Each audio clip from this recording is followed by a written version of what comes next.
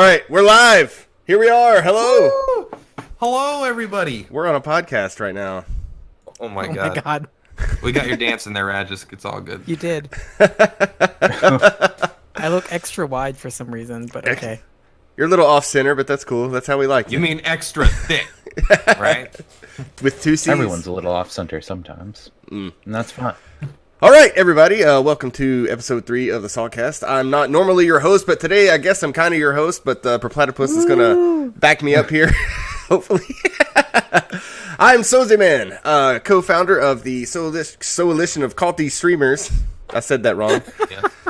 Coalition of Salty Streamers. I'm a little Stuck nervous. with it. So yeah, I just if you're wrong, stay wrong, right?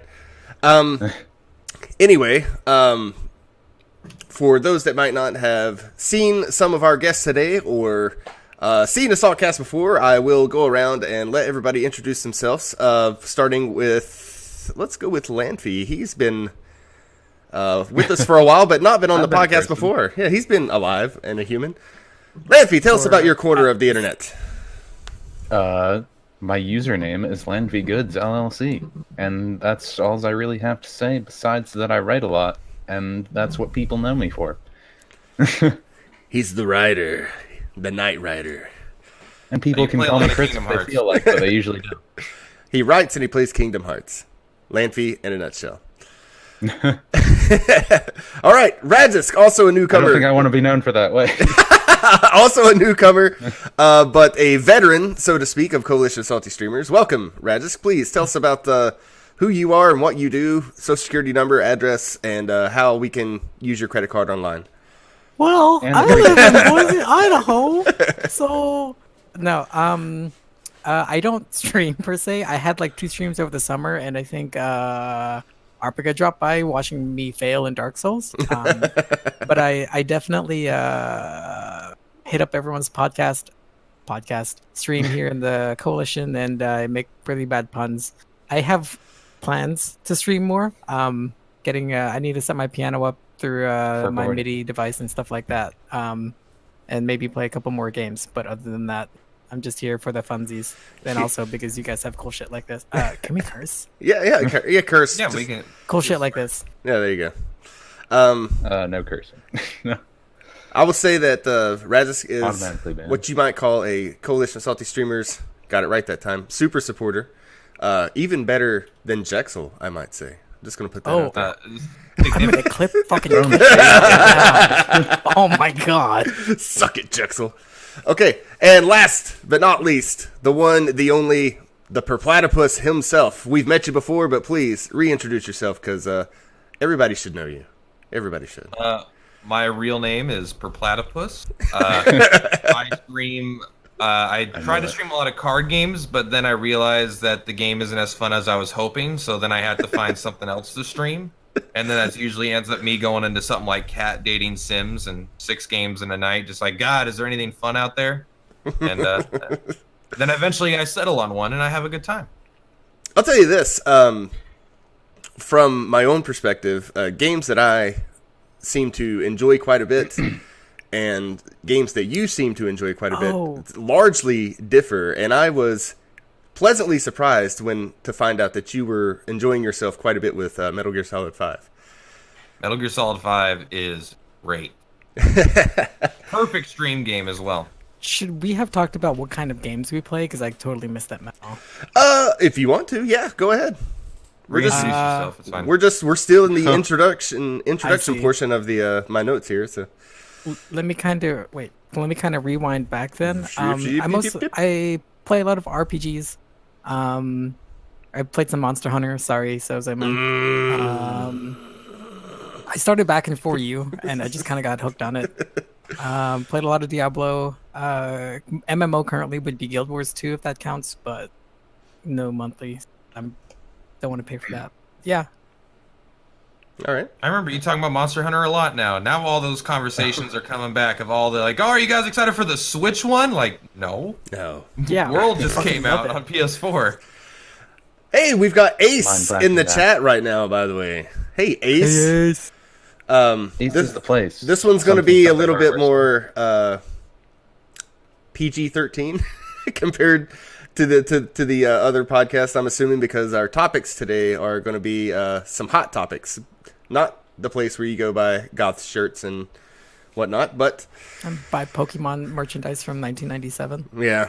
I saw a Lisa Frank shirt at a Hot Topic recently. I was like, is Lisa Frank coming back now? Like, are they just out of original ideas? All right. First thing we're going to get to here is a little TV show that came on a couple days ago. And I'm not going to touch on everything that happened with it, but we're talking about the Game Awards. And specifically, what I want to talk about is what won and what we feel like should have won or been nominated. And I'm not going to go over every topic, but yeah, let's go ahead and get started with that. And we'll do just chime in whenever you want. Say what you want. I thought that the Jokers and Smash Awards was very good this year. Definitely their best year. I have to say. What a pleasant surprise, actually. That came out of complete left field. Yeah. And I love the content creator category also. That was cool. Fortnite streamers. Every single one of them. Everything that was in there, but 100%. I watched some of it. Okay. But I know everyone really likes the Persona 5 stuff.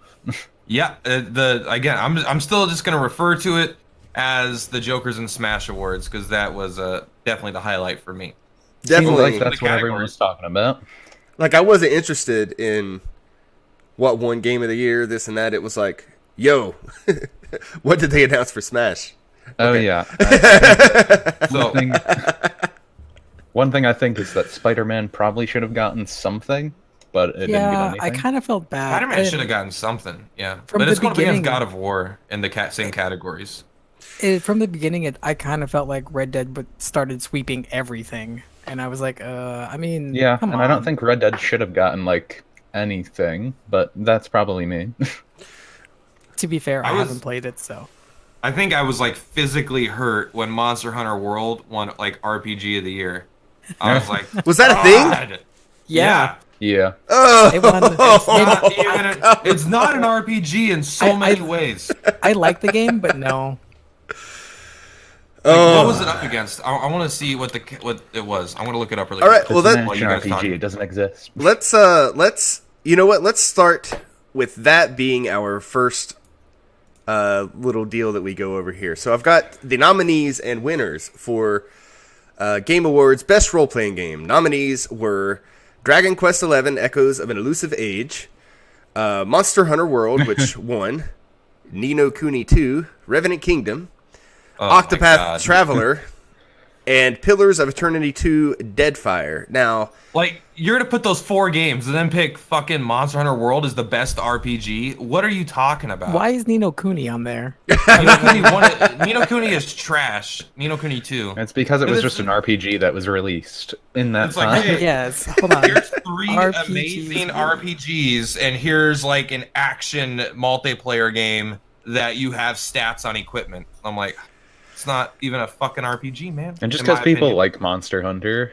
like Dragon Quest isn't as popular in the West, so of course that's Crazy. not going to win, even if it was Dragon Quest better. was so good. Octopath, I hear, is really good. Ni so no Kuni blows though. out of 5 of those games, I have not played 5 of them. I haven't played a single one of those, but I can tell you just by what I've seen my friends play, mainly Platypus and Lanfy, which I don't think I've seen you play. I think I saw you play Monster Hunter that one time. I played Monster Hunter myself. What I've seen Prinny and a couple other people play an Octopath. I've seen a couple of you guys playing Ni no Kuni 2. I think I've seen you play Pillars of Eternity as well, Platty. Did you? Did you play that one? Yes. Yeah, yeah, you were excited for that one. I remember. Yes. And I've seen everybody under the sun play Dragon Quest. I can tell you without a doubt, off of this list, I would have picked Dragon Quest XI. I would have picked Dragon Quest. Like, Yeah. Oh, go ahead, please. no, so I can touch upon Octopath because I played the game. I put like 80 hours into the Switch there's only one version of it. Nice. But I got really tired of the voice acting in the game, and I felt like every time that there was like a new segment of story for one of the characters, I ended up just mashing the B button so I could like continue to the next like fight thing. Because like after their opening chapters, I just lost every bit of interest I had in anything that the characters ever had to say, especially Hanit. Because Wow. why would anybody talk in that kind of in that like very old, like ye olden like character thing niche, and that was like her only thing. That's like her personality trait is the way she spoke. Octopath looks like something that would have benefited from not having any voice acting, at least to me. I hear the Japanese original voiceovers were much better in that regard. The battle system itself was interesting because you had the whole break system before you could actually do damage, which made every fight feel more like a puzzle, which was refreshing rather than just going in and mashing the A button. I mean, the game looks pretty at least. Yeah, and it's got a great like art direction. The music's really good. Lots of catchy tunes, but damn. I would love to see a Final Fantasy VI remake done in that style of graphics. Just a little side note. Instead just like that super flashy battle system. What he said. Yeah. All right. This isn't for the four of us. Rather, this isn't really a topic that we would probably have a whole lot of experience with. But I'll go over best fighting game.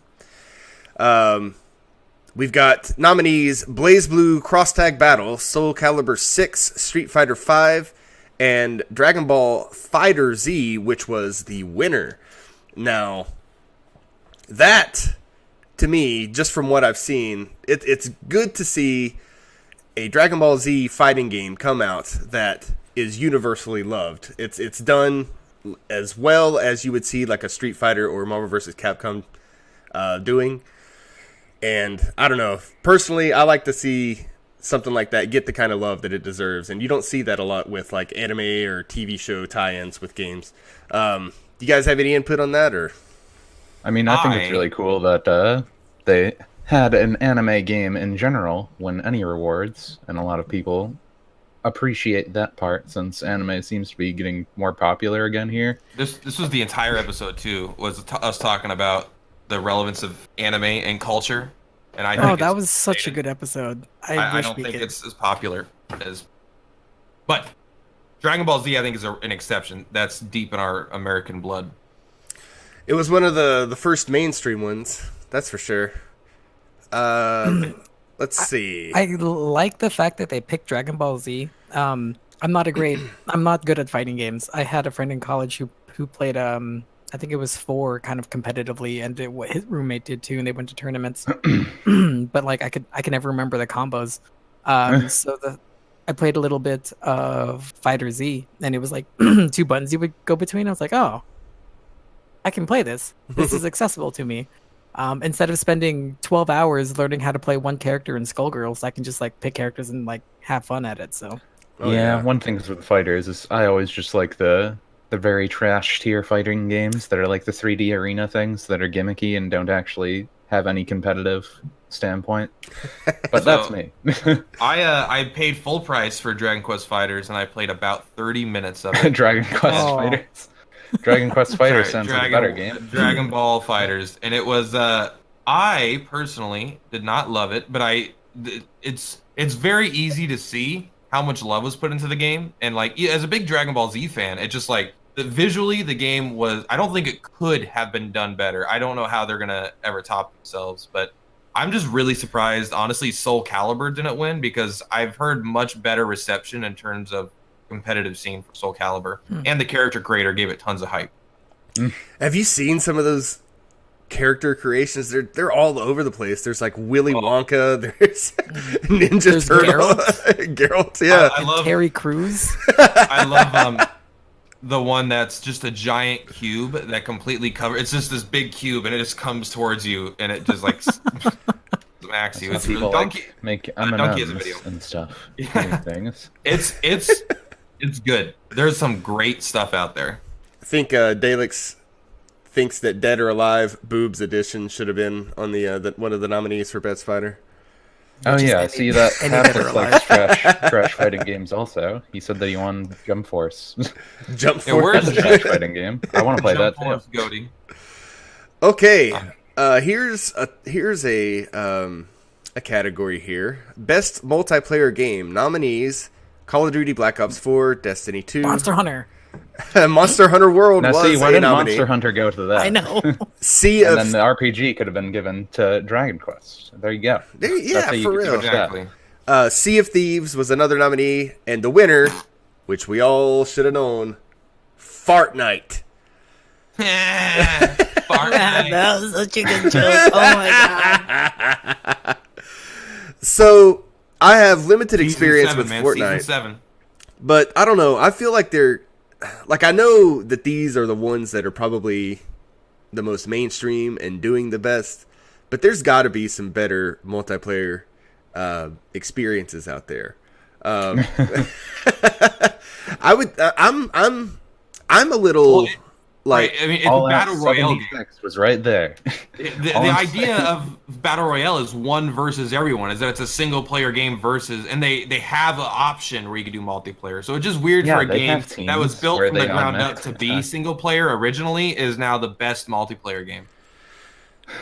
Well, yeah, Epic was just like, hey, we have this survival crafting game, and no one's gonna play it, so we'll just add You in know, the battle royale. I'm mode. gonna say it right now. That other Game people were best, publishing has it. best multiplayer game, Magic the Gathering Arena. I'm gonna say it right now. Dropping that bomb. drop it. This year. So, I don't play It's a Fortnite. multiplayer game if mostly you're fighting because someone. I'm terrible at the building part of it, but like considering the amount of people that play and watch the game on Twitch, though, there was no way anybody could win over Fortnite. It's going to be Fortnite for a while, probably. Oh, I think Yeah. so. Until the kids come up with something else that's new and cool. So I used to play Fortnite all the time, and I actually really liked it. But that's when it was like, don't play fucking Fortnite, baby. Everyone plays PUBG, and I was like, oh, dude, Fortnite sounds fun now because it's like that's when I like Realm. I like Realm Royale because no one was playing it, and it was. So you're fun. saying And you're a hipster. then, I'm a hipster. Then I did this thing right where Fortnite just like skyrocketed. Now I'm like, I only play PUBG, so. I just hate building. I always hated building in Fortnite, and that's like 90% of what makes the game good for people that like it. Hapless says games shouldn't be allowed to win awards and make money when they still claim it's beta. Is that Fortnite? Is Fortnite still considered beta? I'm pretty Or- sure it is. I think It's so. still early access, yes. Wow. You could also consider that of Fallout 76, but we'll get there in a little Oh yeah, we'll be there. We'll be there. I'm gonna just talk about a couple of these here real quick, and we'll move on to the bit. next. Chop these with the salt. Okay, so this is Dude, that guy is insane. this He just is, donates sacks of cash. Love that guy. So check out all our streams, Chop. quick, plug. Fortnite also won Best Ongoing Game, whatever that means. I think that's bullcrap. Although What is ongoing game? It's the game that's had the best support over a year. I think the issue is that I think it was nominated last year also. Like I don't know. Point is, I think Warframe should have won it last year, and it was either Overwatch or Fortnite that won it last year. This year, it's hard to argue against it because they did add like Thanos, right? The amount of insane events Fortnite actually adds into the game makes it hard to argue that it's not the best supported ongoing game. Supported from a developer standpoint. Yeah. I thought mean, yeah, they have all those things in reality now where you can learn your Fortnite dances. The creator of the yeah. dance is suing Epic Games. I heard about that as well.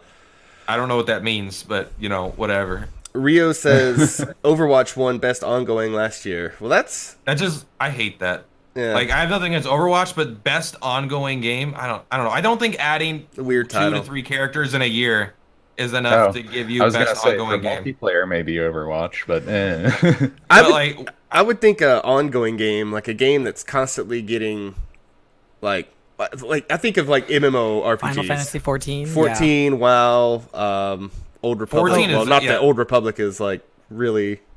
Oh, I was Yeah. gonna ask. I was like, Really wait, old. what? I don't. Really old. I'm thinking ESO? MMOs. That's all. I guess so. I guess it would be what are we judging? Are we judging based on what's the game that's the best that happens to be ongoing, or are we judging what's the most the developers put into a game that like in the last year, basically. Does Diablo 2 count because the servers are still ongoing? Exactly. Exactly. That would make it that category. But because I'd say probably things that have like expansions. Final think, like, Fantasy 11 subscription based since like 2001. I think Warframe should. Damn, EverQuest I think is Warframe online deserves too. that. Still, Just Warframe is more popular today than it ever has been, and it's not a new game. It's like 5 years old at this point. oh, it's crazy. Yeah, and So true, Warframe's so gotten a lot true. of stuff updated on it. And everyone loves it. Like I've never heard anyone play Warframe. They're like, it's not my thing. Everyone's like, Warframe's fucking great. Yeah, everybody's Oh, like, it is dude, fucking you great. get to be I a just don't fucking have the ninja. time. I don't have the Yeah, time yeah. to grind it. But it is casual 2013. fun, so that does help. Couple of other categories here real quick. Best action game. Our nominees: Call of Duty Black Ops 4, Destiny 2, Far Cry 5, Mega Man 11, which made me happy to see. Really? And What was the winner what was the is category? Best Action Game. Action. And the winner was Dead Cells, which made me happy to see. That was really neat to see something that wasn't like completely AAA and like 3D and like battle royale up at the front. So Like I will say, I don't know how God of War didn't get in that and just win. Right? God of War is an action game, right? Well, we have the category Action-adventure? of Best Action/Adventure Game, and God of War won that. so I get so as far as See, it's Dead Cells, different. you know, an adventure. I get it. Dead Cells is really good though. It is. Yeah, I don't you know. seen a lot I of think people that, play I it? think it earned it. I think it earned it. Best Action Adventure nominees were Assassin's Creed Odyssey, Spider-Man, Red Dead 2, Shadow of the Tomb Raider, God of War took that one, which all of those viable, easily Yeah. acceptable as a winner. Glad to see God of War win it though, because I don't know. Do people still hate Assassin's Creed? I do. feel like this one was like a much more refined version of the previous ones. So all the people I'd seen playing it and some of the reviews kind of I just feel like I kind of agree with where they are right now. That it's pretty much just worse Witcher 3. I'm not even joking. I bought the game. I downloaded it all. I started playing it. I was about 30 minutes in. I'm like, this is pretty fun. And I'm like, but fuck, I want to play Witcher 3 now. And so I refunded the game and I went and I played Witcher 3 for the next week and a half. And it was just, I was like, Witcher 3 is just better. I don't know. They're kind of like I going just with feel that like formula. Assassin's Creed's storyline hasn't been that great ever since didn't- they killed off Desmond. But I maybe didn't that's give the just game a fair chance. I'll be honest. I didn't give it a fair chance, but the movement, it was like, I don't know. It just, I didn't like the way it moved, the way it looked, the way the combat was working. It was like all like okay. It was better than, it was probably my favorite Assassin's Creed besides the first one. I think Assassin's Creed as an RPG is still a little weird to me. I still think they should have kept like the old system where you can, actually kill someone in one shot if you stealth kill them. But That's not, they took that out? yeah, Oh, Oh, wow. I mean, God. you can, but you have to be a higher level than them to one-shot them with a hidden blade. That's I did not know crazy. that. I haven't played The an first Assassin's Creed Creed's since. the best. Oh, sorry, didn't mean to talk over you.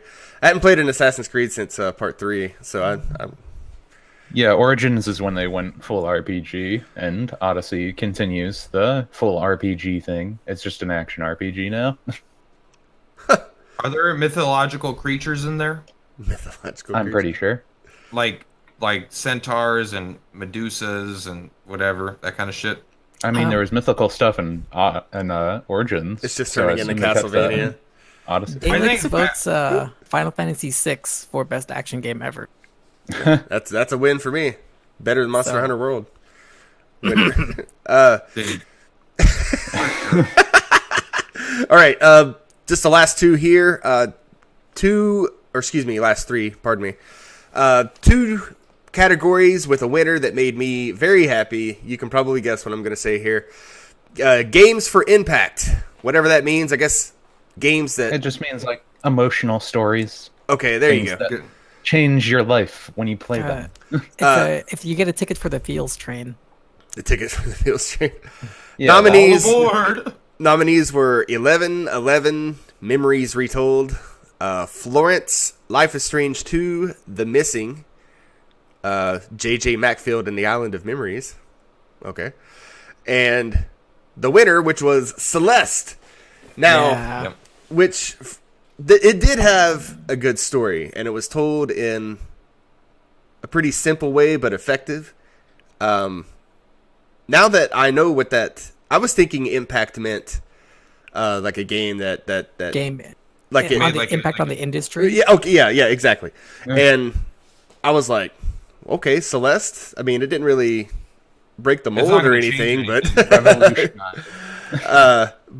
still, I'm glad to see Celeste win for story, even though I feel like that wasn't the highlight of the game. I mean, from everything that I saw you play, and says, I didn't even know it had a story. Yeah, exactly. I just I played. saw you dying all the time. I played the extra levels, which have ramp up the difficulty quite a bit. Gonna segue here into best independent game. Nominees: Dead Cells, once again, Into the Breach, Return of the Obra Dinn, The Messenger, which I played a little bit of, and it's awesome. It's like a Metroidvania Ninja Gaiden. And the winner, Celeste, best independent game, and that makes me very happy as well. I'm glad Celeste was able to get some recognition because they put together a very good game and on multiple fronts. That seems like I'm thinking about the other games, and a lot of them are they're all really good games. It's actually better than most of the games in other categories, like just straight up, like every game on this indie list. But yeah, I think Celeste probably earns it. I didn't play it though. I really hate platformers, so I just can't be a fair judge of it. Yeah. It's the music sounded nice. the music I think was made by just one person, and which is an interesting point to bring up. I'll say this real quick. Celeste was also nominated for the best music or best soundtrack category, but it did not win. But one person put that together and almost got best soundtrack. Best music, that's crazy. best score, rather. I will say the reason Celeste's music sucks is that they don't sell a physical edition of the disc, so I can give it for Christmas. So, sorry, Celeste, but you're garbage to me now. Yeah, listen to these nominees for best score: God of War, Spider-Man, Stuff on a Rock. Ni no Kuni 2, Octopath Traveler, Red Dead Redemption 2, which won, and Celeste. Celeste is in a category with all those. That's crazy. That's awesome. That's crazy awesome. And if they would have done just a little bit better, they could have won. If they would have just spent a little bit more time in the studio, damn it. Maybe if they hired like 100%, another 100% of their staff to get like 200. Only they had the music from Fallout 76. Clearly that would have won. Dude, that's the only category Fallout 76 could have won. It would have been just as undeserved as it is every time it wins it. Every time they're just like, yeah, we have the best soundtrack. And Fallout 3, I was like, this is novel. Now it's like, this is pandering. I mean, You're just- to be fair, I listen to a lot of the title screen music, so I get disconnected a lot. I'll try to load in. Last category here. Game of the Year. Nominees. This is the best category. Yeah. Nominees: Assassin's Creed Odyssey, Marvel's Spider-Man, Monster Hunter World,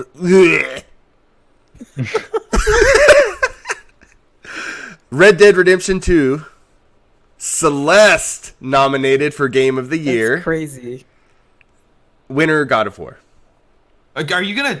This list is trying to tell me that Assassin's Creed Odyssey is better than Dragon Quest XI. This is That's just wrong. This is insulting. Dragon Quest XI is a phenomenal game. It's, I think if you like go back to like the ongoing game thing, like Fortnite being massively popular, like Dragon Quest just isn't massively popular. It's got great mechanics. It's got a great the only It's one got I a played great was, like, score. Who cares about the drama? It's good music.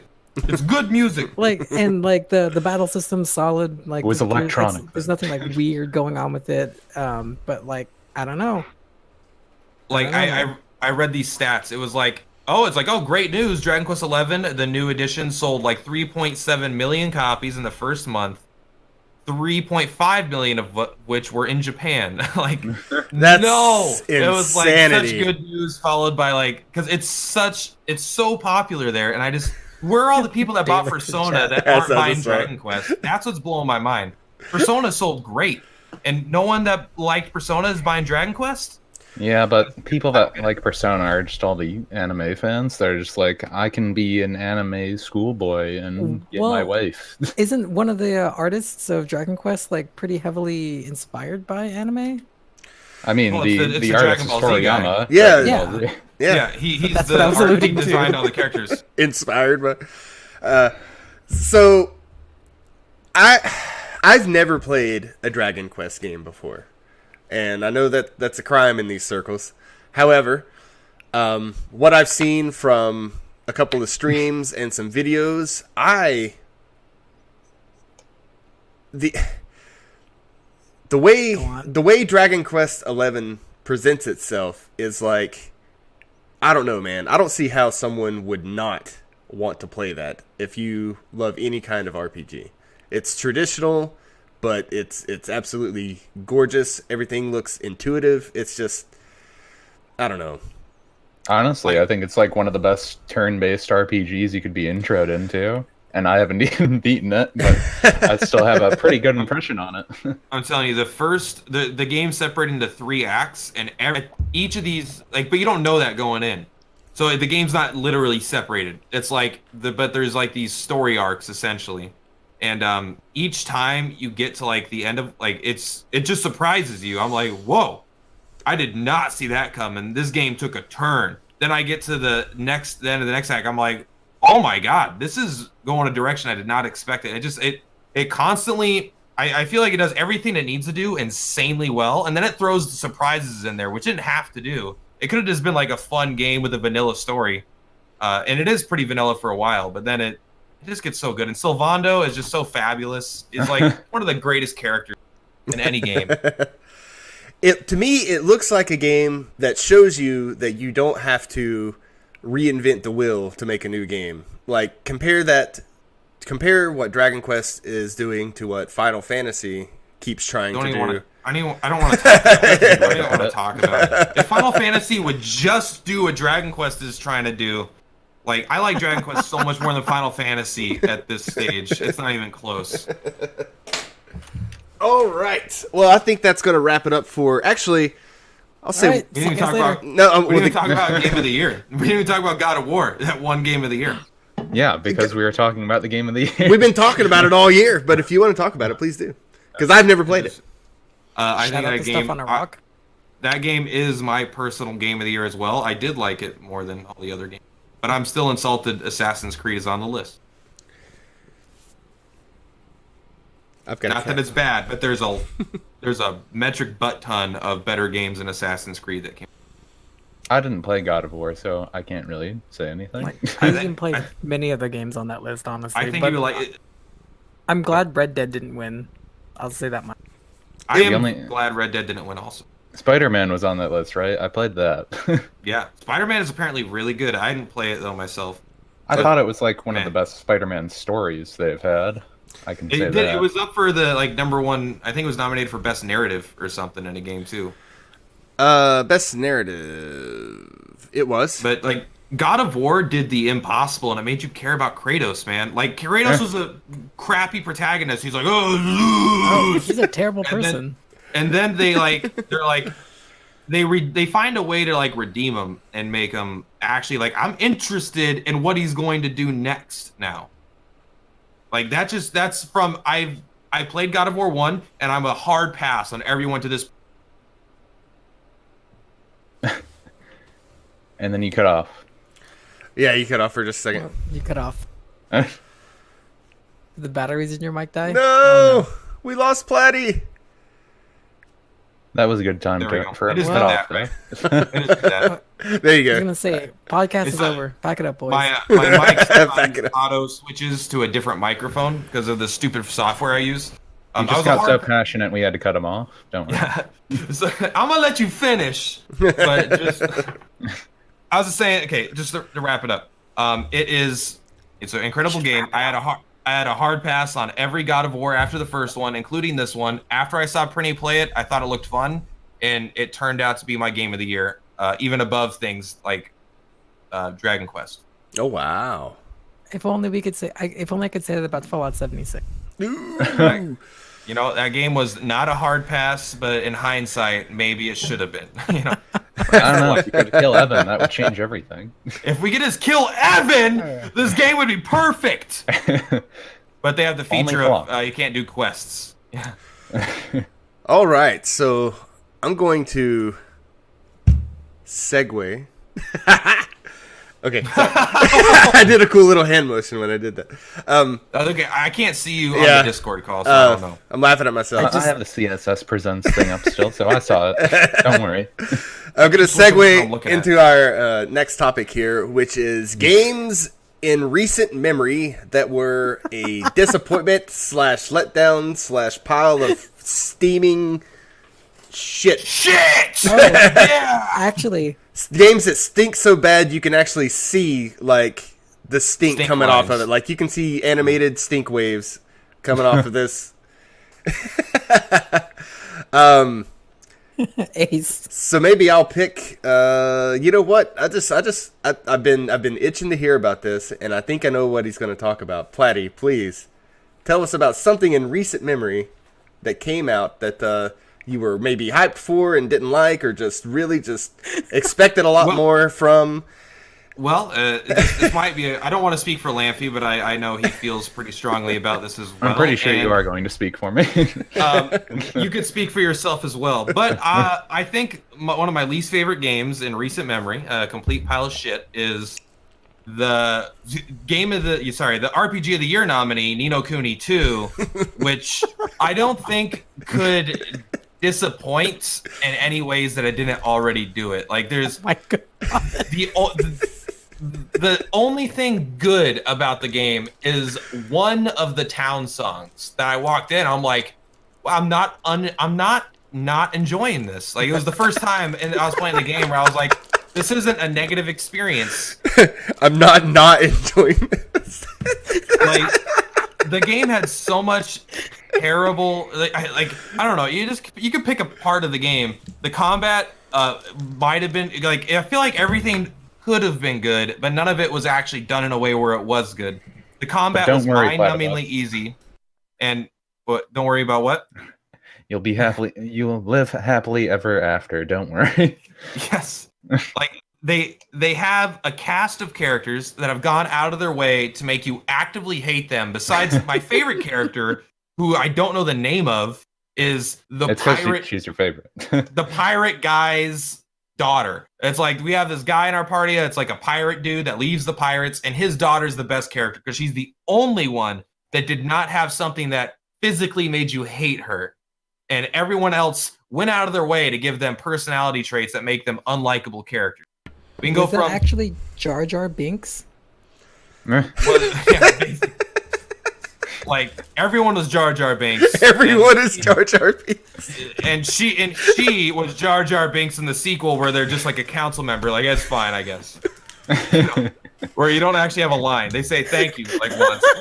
That's a good way to say it. Like no joke. You could go with the main characters of the game. I guess if you want to go with, we'll start with Roland, who's the secondary main character, I guess, but he's the first introduced. He's literally not like he's the president of the United States. That's who he is. This is the president of the United States. Thank you. Of the British United States.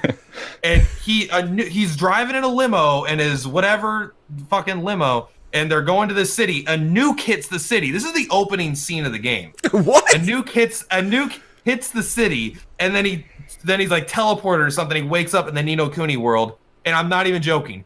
45 minutes into the game, after he meets Evan, they get out of the castle. He's like, "I've given up on going back to America. I need to stay here forever." It's like he's a traitor. I still can say, I think I forgive it for that part because, like, I'd probably say. It just got nuked. I don't really want to go back to that either. Yeah, but it's different if this was like a guy that's like, that world's up in flames. He's the leader of one of the largest, most powerful nations in the entire world, and he's like, nah, fuck it, I'm not going. I can say the thing that faults him the most is he didn't bring up his son until like a random side quest that you can do, and they didn't bring it up in the main story. He has a wife and kids in a nation that was just nuked, and he's like, I'm not going back. I need to stay here. Like I think they could have at least said like, Yeah, I'm worried about them, so maybe I kind of want to go back, but it also he didn't even know. He didn't even do that. He just is hard pass on go. He's just like a traitor, bad father, bad husband, and it like he's the cool guy. He's the one that's like, yeah, he's kind of cool. I kind of like Roland. That was the one that was like almost redeemable because he had some cool moments in the game, but not even really. And then Evan, who is this, you know, he's like, hello, I am the corny line output he's machine. Like the worst character that I think has ever been made, actually. He is every time. Imagine Evangelion, but like the kid, the Shiro, whatever. I don't remember the kid's name. The main kid who just cries all the time, and that's why everyone hates him. He's like a worse version of that, right? And all he does I still is just think, like, bitches. if anything, Fallout 76 would have been better if they just let me kill Evan because of that. Yes, that is 100% true. Fallout 76, if it let us kill a character that shared a name with this character in Ni no Kuni 2. Like, so Evan is just like, all the time, and then he's like, I'm going to unite the world, whether they want it or not.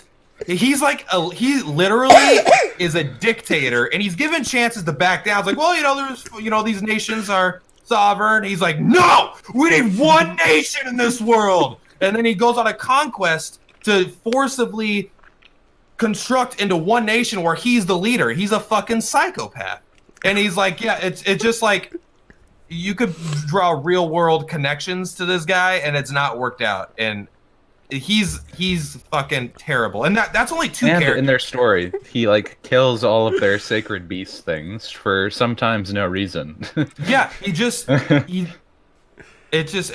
all of his logic sucks, and he always is like, yeah, but with love and friendship, I could be the dictator. I could rule everyone. Ah! And then there's another character as a pirate king, or something. He's like, you're going to a mountain, right? Like, we need to go up this mountain because we're on our adventure. And then pirates come down and they throw you on the ground, and they're like, all right, we're gonna kill you. You came in our fucking territory. We're gonna kill you. And then the girl, who's not that bad, comes, is like, don't kill him. Take him to my father. And then you go to the father. He's like, why'd you come here? We're just gonna kill you. So he's like, all right, let's kill this guy. You're in our territory. That's the reason. His logic is like, well, this is the area that we reside in, and you are in this area, so we are gonna kill you. Then I think I love that part. I think I love that part a lot because he really like hammers in that he's going to kill you no matter what, and then he's like, kill you. But if you do this one impossible task that should kill you anyways, I might not kill you. Yeah, and then the other characters are like, as soon as we're free, we could just kill you instead, but we're not going to bring that up. And he's just like, no, you're free to go now. Here's one of our airships. But come back so we can kill you if you don't do this, right? It's like, he's like, all right, I'm going to kill you, I'm going to kill you, I'm going to kill you. Oh, my daughter's captured. All right, you'll probably die trying to save her, but go ahead and do that. And if you succeed, I might not kill you. Then you come back, he's like, I'm in your party. We're all friends. I'm one of the main characters of this game. And then he talks about, for the rest of the game, honor and integrity and honesty. And he's one of the characters that calls out treason. And I'm like, what the? Let's talk about that piece of shit. He's a piece of shit. I fucking hate that part with the treason thing doesn't make much sense either. Like, hey, I was gonna kill all you guys, but because this one guy was doing something shady, automatically I'm the best. I'm the best royal guard, and everyone trusts me. He is the most terrible character to go with that story element from. He like uncovers a treasonous act from another person, and he's spying on him. And it's like, this is the worst character. This is the guy that actively tried to kill us and never redeemed himself. He didn't even say sorry. He just said that he's coming with us now. I'm just saying I never used him in my party. I refused. That like Sakura girl from Naruto in my party, but she was the nerd that had her leg ripped off or whatever. I always used her. I can't even remember the other characters. Like, that's how unforgettable. What was her name? I don't even know what her name was. I just remember Roland and Evan. I must remember Evan because I wanted to kill him. That's just the characters. I can go on about how bad the story is, how bad the combat is, how bad. If we want to talk about how bad the story is, you only have to watch that like first opening scene when they kill off that like maid girl when they tried to make it like impactful when it wasn't. I will say the game, yeah, that is like That girl that I knew for like 20 minutes. I care so much. and then he has like 17. He has straight up Naruto flashbacks throughout the whole game about that girl that I don't even fucking know. And they're like, "This is impactful. This is impactful. You care." And like, no, you can't. And then, like, at the force it very down end my of the throat. game, for the end credits, they're just like, and here's all these scenes where he spent time with her, but we didn't show you that throughout the whole entire game. Besides, Yeah. right now, at the end credits. So don't worry. I think the game has exactly like 3 good moments probably in it where I'm like, this isn't terrible. One of them is when you first go to Hydropolis and you get to hear that song. I really like that song like more than the rest of the game easily. But like there is another smaller thing. There is some charm when you first get the Higgledies and there's a little, physical comedy like, oh, it's cute. Oh, they're kind of cute, But then they're completely useless throughout the whole game and don't do shit really. But Yeah, they're only good if you do the 100% for that, and well, There's, like- no one wants to do that besides me. I don't know why I do it still. there's a charm when you go into the game and you watch in the very intro United States, I think it's United States, you get nuked. The president gets I transported. said it was and the then- United States of British. Yes, then he goes downstairs and he starts killing dudes with a gun. I'm like, he pulls out a gun and he starts shooting guys. I And do it's like how it's just a alright, real this gun, is- too. It's a real gun. And I'm like, you know what? I was like, this game's going to be really good or really bad. And I don't know yet. And it turned out bad. And then it turns out But really that bad. was good. I've got a dog barking. And I'll be back. still hate that the most because, I really like Level 5 as a company, and I like most of the stories they give, but then they just are like, we're going to make Ni no Kuni, like, actually decent, and then we're going to make a second game, and it's going to be real horrible, and it's going to make everyone's expectations hate everything.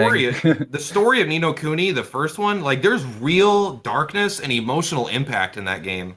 Like actual moments of like They were husbands supposed- beating wives and like this darkness you have to defeat to save and like some real life shit for that game. Ni no Kuni 2 Yeah, is like the whole point of Ni no Kuni was supposed to be like, it's a Studio Ghibli movie, and that's why we're having these artists from the team come into here, and we're going to make it like a movie kind of thing. like, And it's like, oh, your mom's, Ni no like, Kuni dies, Wrath of the right? White Witch was actually decent, and they actually made the characters have some impact, and the voice acting wasn't always terrible. like the main character's mom in Ni no Kuni 1 just like dies, right? Like in the intro. Yeah. Yeah, it's like that's like immediate, and it's actually impactful. Like that's really sad because you care about Oliver. You care about his mom, whose name I don't remember. And like they at least have a slight intro for the mother, and they're just like, well, yeah, he's like 5 years old. Of course, we're gonna care slightly about the mother because, like, oh, you didn't get to know her that much, but the person that takes care of you. Okay, one of the things I'm absolutely blown away by in this game is the decision to throw away every single creature they made for the first game. They had they had the perfect setup for a fucking Monster Hunter-esque, returning like cool characters like the slimes, the this, the that. They had like bartender. They were all punny. They were cool. They were funny. There was the wide variety of stupid to really badass and all the cool stuff in between. And they just they threw it all out. And Yeah, put they in a pretty bunch much of were just shitty like, characters. okay, we made all this stuff. We're just gonna put it in the next Yokai Watch, pretend that game never happened, and go on to the next one. It just I can't. So much, everything about every aspect of this game was truly disappointing on a deep level, and I am sad to have played Like, it. whenever I looked at it, I was just like, this isn't Ni no Kuni 1. Yes, And that makes me sad. and they tried to sell it on that. They're like, this isn't gonna be Ni no Kuni. That's Ni no Kuni 2. It's the sequel. And and there's I don't not really- one aspect it shares that it does I don't better. really care either about the like puzzle thing in the first game when they make you learn a different language, because I don't know, that stuff makes me invest myself into the game's world too. It's Even fun. if it's was kind like of the, gimmicky, it's fun to do. Final Fantasy X when you had to collect books to decipher The alphabet, language. primers. Ooh. Yeah, like when I have to get out pencil paper and go onto the back of the booklet to write out the dumb letters for the language, and go, oh, it says I took a crap in this field. Oh, good to know. But at least I figured it out. Dalek says this is like Chrono Trigger and a Chrono Cross. I watched Like Morbid it's a play that. non-sequel That sequel? was super weird how they showed I- everything. I, I think feel like Chrono Chrono Cross was actually somewhat okay, though. I'm gonna say Chrono Trigger might be one of the greatest games of all time. Genuinely, after playing it this year, it's a game that was not. It was hyped as much as a game could be hyped, and it lived up to the hype, in my opinion. Yeah, like Chrono Cross is Trigger not is Chrono actually Trigger, good. and it never will be. But Chrono Cross is still, I still like Chrono Cross. Like I think it's a fun game. I think the leveling up system is freaking garbo, but even then, it's still like a good game. Like you have two good games there that have Chrono in their names, and that's fine. Like one Oh. can be lowered expectations, but they're both actually good games. And then you Sure, I have think- Ni no Kuni, and one of them is actually like a decent game, and then one of them's just like the worst thing that you would ever have that induces vomiting, and it's not good. I think you know what? I will say one positive thing about Ni no Kuni. Ni no Kuni 2 is I song. like That one the song. way that one Oh. song is the best part, but I do like the organization of like side quests and how easy it was to find out where the optional side objectives are, where they didn't make you like go around and search for shit. Like they're like, hey, there's a list of extra monsters, here's a list of quests, here's where you can go to complete them. Now all the quests fucking sucked, all the monster fights fucking sucked, but the menu organization I thought was pretty solid. I mean, I still don't like when they put in story-driven content into side quests, though, that they don't even like tell you that you have to do. That's one thing I don't really like in games. Yeah, then they did that at the end of the game. They're like, all right, in order to do this, we need to build this thing. How do you build this thing? Well, you got to have level 4 castle that we never hinted at. So if you didn't do it, you got 20 hours of fucking bullshit side Jesus quest you Christ. have to do that we didn't even hint at. We didn't even, and it's the town building is as fun as a freemium town building game, right? So it's not like there's a little bit of mind numbing, like, yeah, the timer's going up. Like, Yeah. There's a little bit of enjoyment, but it's actually like unfun. The mini battles are just garbo. It just like, I like the menu organization, and I like how another thing they did well is that all the systems I don't like, the side quests of the army battles, the side, the quests where you get more people, and the quests like where you build the town, and like the main story, they all kind of loop together in a pretty decent way. You kind of always feel like you're switching between them at a decent pace, and it feels natural, not like super segregated. But they all sucked, so it didn't matter. But they had Can a we talk decent about flow how to bad it. the ending was, though? I don't know. I don't know if we want to touch on that. The Uh, ending I- to that was I- pretty trash tier. I will not lie. I do not remember at all the ending. Well, I mean, you I- didn't have to remember because that's what the ending was, right? Nothing Is it? mattered. I don't know. I honestly have no recollection of how that game ended because I just was so phased out by that point. The ending to the I game remember was the final fight being okay.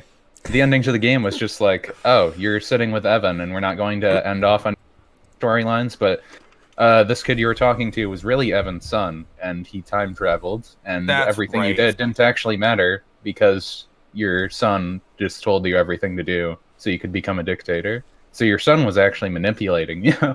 Yes, that's right. To, It turns out becoming you a don't dictator. accomplish anything. You actually So don't he could become a accomplish anything. dictator. Yeah. And then his son just like, Yeah, think about how I great rule the over game everything. of his son would have been. Man, if it would have been skipped a generation, gone to Evan's son, that would have been a good game, potentially. yeah, maybe. It sounds like his son actually would have been more interesting, but All right. Listen, let's just be real. Let's let Soze, man, and Rad just talk about what they hate. I need a break. yeah, what do you got? I What do was you got to enjoying say? just listening. So No, that was awesome for me. that was amazing. Well, Raj, Just saying though, any you- games that end where nothing mattered, not good games. I'll say this. Back when Coalition Salty Streamers first started, I want to say this was right around the time that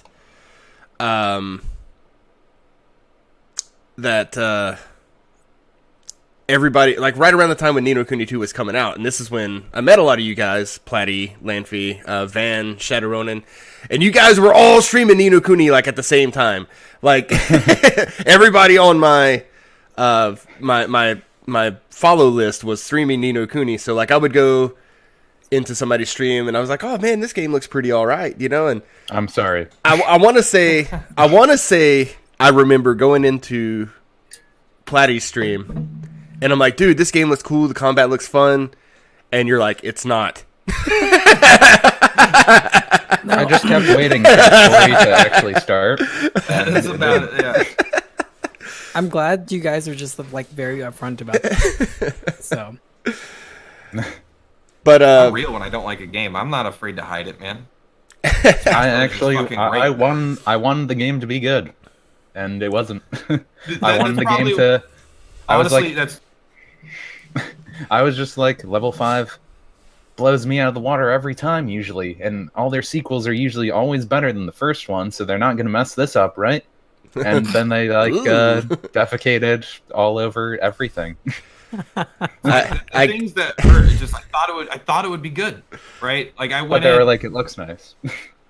It does look, and like they're right there, but that's like it's almost like at the point where it just feels like this is the word pandering again. They're like the Fallout 76 music, yeah, but the soundtrack, but like yeah, but the art style. I'm like, no, the rest is Fallout 76 though. The only thing that it happens is if you put an air freshener on a piece of crap, it doesn't make it any better. It just makes it smell nice. Like every time I heard something about the game, I was like, I'm skeptical. They're like, oh, we're going with a more real-time combat system where it's gonna be more action focused, that you have more control, and I'm like, I don't really like that. I kind of liked how it was, but whatever. I trust these guys. And then I watched like a few reviews, and people are like, this game's fucking awesome. Yeah, this game's great. I was like, all right, I guess my fears are unfounded. And then I was playing it, and I'm like, I feel like I must be wrong. I feel like I'm the only one. Other streamers were enjoying it. Everyone was enjoying it. I'm like, what's I still happening? feel like that any people that actually liked the game just never played another video game before. That's what I think. It feels like. That's what it That's feels what I think. like. It's like when just as a quick side note, when Divinity Original Sin 2 came out and I was playing it and I got my opinions and everyone else's opinions, like everyone was like, this game's a 10 out of 10, and I'm like, but there's these flaws that I see that severely hamper the game, even though it could still be a good game. But I do love Divinity Original Sin 2. It's one of those experiences where everyone thought it was better than I thought it was. So Monster Hunter World. But anyways, you guys were allowed to talk for a few minutes there. so Monster Hunter World. I guess I'll talk a little bit about my most recent huge pile of steaming freaking rhinoceros shit. I'd like to, before you begin, I really like Monster Hunter, as far as 4U on the DS and Generations, and Generations Ultimate on the Switch. But I haven't played World yet, so I'm interested to see like what makes you tick about this game. And then I look forward to presenting you with a 23-page essay about how you're wrong. So continue. I look forward to that. I really do. I really do. Freedom Unite on PSP. And that was my monster. All right. And I played World a little. So I jotted down a bunch of notes late last night. So forgive me if things seem a little to not flow that well, but we're going to get it all out here. All right. The first line of my note says Monster Hunter World sucks. To remind yourself. Started to like it. You weren't supposed to steal off Mining Perps, Kuni. What do you got to say, Regis? It sucks. Nothing. It's again, I've never played it, and honestly, there are a lot of systems in the game that don't make any fucking sense. So, yeah. Okay. So, all jokes aside, the game. It's a series that I wanted to get into for a while. I used to watch. Don't really do it a whole lot anymore, but there's a dude on YouTube, Pro Jared. I love Pro Jared. He talked. Yeah, he just gushed about Monster Hunter World games, and I think specifically the one that was on the Wii, Monster Hunter Try, maybe. Yeah, Try. Tree. And he did like all these like how to get into Monster World and this and that, and it just looked like a really cool like I don't know. It just looked like something new, something fresh. And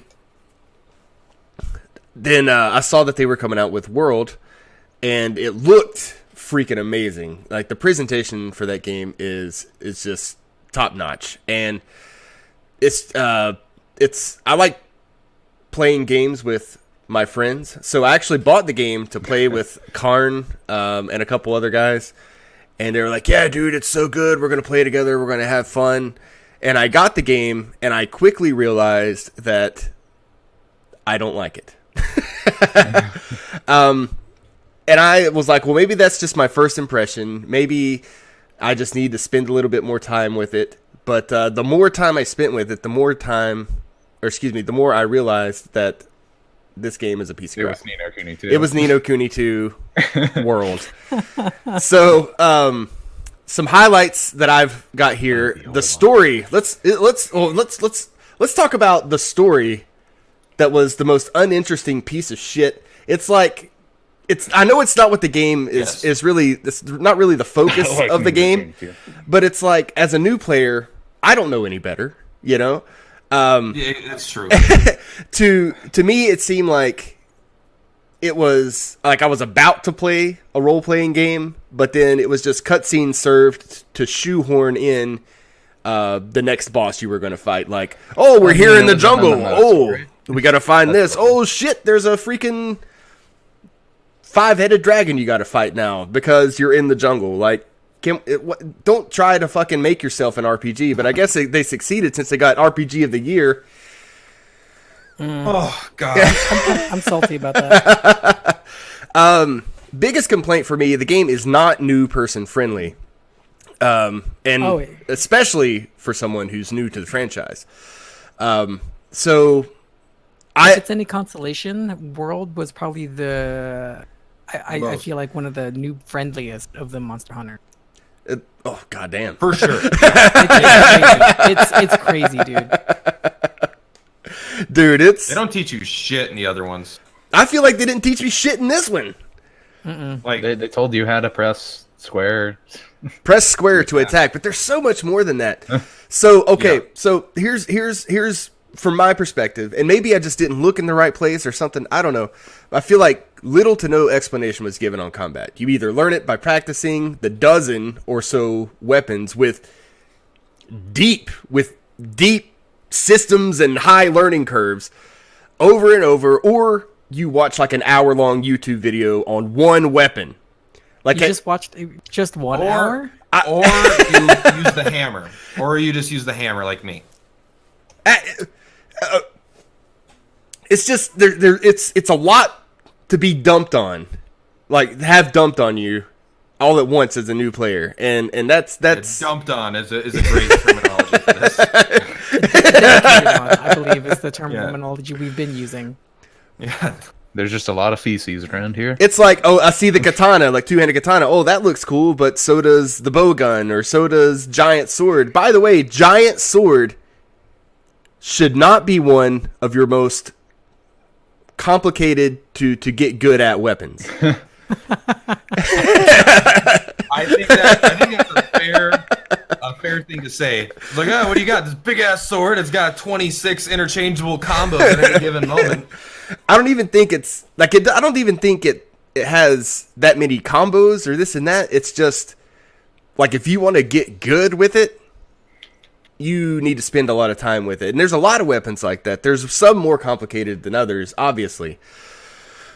But like I mean, I would say the big sword is like, it's not that hard to necessarily use as a weapon, but the game does require such a deep knowledge of these creatures you're fighting, especially in something like that, because you're very, very slow and immobile with that big sword. Yes. You need to know what moves at which moment are going to let you evade attacks, are going to let you counterattack it in openings. Like, it requires so much knowledge going in, and you just get your ass completely kicked if you don't know these creatures in and out with a weapon like that. They don't really tell you that. Like, you should just use something that lets you move around, like a sword and shield, if you don't know the monster, if you're learning. But perp, you get to do all those fun combos where you you're gonna go square once and stay in place and stand there for like 10 seconds. Exactly. Everything hits you. Wait, and then whiff! You whiff. Exactly. or one of those little rolly monsters comes and hits you, and then you get knocked down, and it's over. And then you try to attack again. Then after another 20 seconds, when you make your second swing, you stand there for just another 20 seconds, and when the monster is done killing you, the hammer's great. I recommend that's why I just recommend the hammer to everybody, because it's as strong as the giant sword for the most part, has very high knockout potential, and you have full movement speed and dodging capabilities even when you're on the offensive with the hammer. So, and it's just good. For all these weapons, like again, as a new player, and admittedly indecisive person, you go like the guy's like, oh yeah, go into your quarters and you go in the weapon chest and you can pick a weapon, and you go in there and there's all this shit, And it's not Oh my like God, it's there's not so like much, it's yeah. not like you can choose a weapon and be like, oh, I'm gonna go out in the jungle and kill monsters with this. No, it's I'm gonna go out in the jungle and fumble around for 45 minutes trying to learn how to land an attack. And you've got shit like, okay, like gun lance was the first thing that looked really cool to me. You got a shield Gun lance. and you got a I freaking like giant gun that. blade. But so does like this heavy bow gun. So does this giant fucking katana. And then insect glaive. Insect glaive was the one that I felt like I was really going to connect with. But like, what in the shit? Like, not you're flying around in the air, flipping around, mounting monsters, and you got to shoot like a little insect to get a buff. They don't tell you that explicitly. The insect glaive is a piece of shit. That is hard to get into, man. It's just, I don't know. All in all, the game to me was okay. So here, okay, I'm gonna in the chat here. This is what I got a lot. Oh, but I can teach you the ways of such and such. I can teach you how to do this. Dude, it's I'm grateful for everybody wanting to help me, but I'm not having fun to begin with. it's like what I think it was Lampy said earlier. You make something, you make crap smell good. It's still gonna be crap. Like, that game is so heavily dependent on you being like almost emotionally connected to the weapon of your choice, right? You're like, Yes. I am a hammer bro. I play the hammer. I love the hammer. I'll find a way to use it tactically against any enemy, flying or not. The hammer I will make work.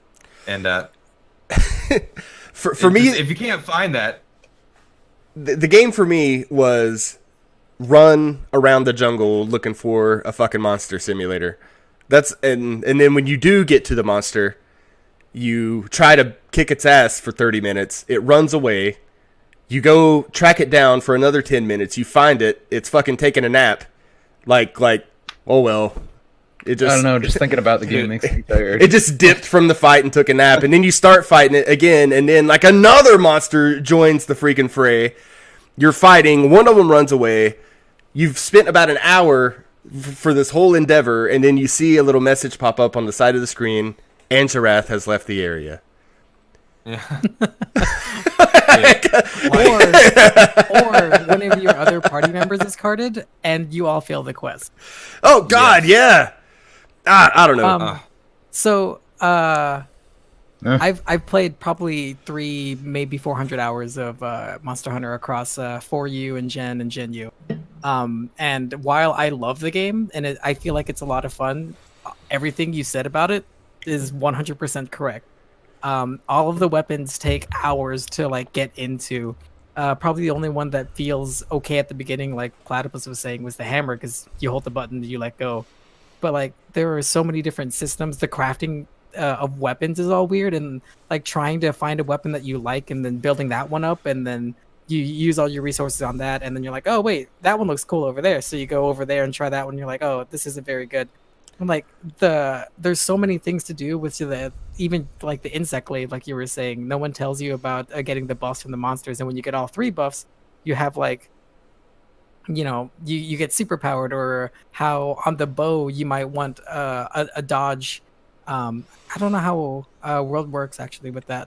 But like the sword and shield that they start you off with, everyone's like, oh, it's just a beginner weapon, and it's probably one of the easiest beginner weapons to learn. But like even that one, like I've seen people have like time attacks where they don't get hit by like a hyper Rathalos or something, and you're like, I don't know how you did that. And Yeah.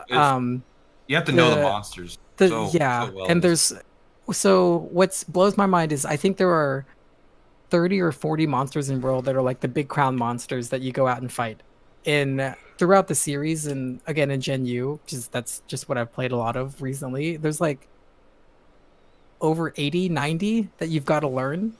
And so I remember going into those fights, it's like, oh, I don't know this monster, so I just bring like a bow and I'd sit back and like charge. Oh, there's an opening. Let go. Run. Dodge. Oh, not an opening. Okay, heal. I'm about to get hit. Bow was the weapon that I ended up using the most in World, by the way, because Ooh, of mobility. that shot though.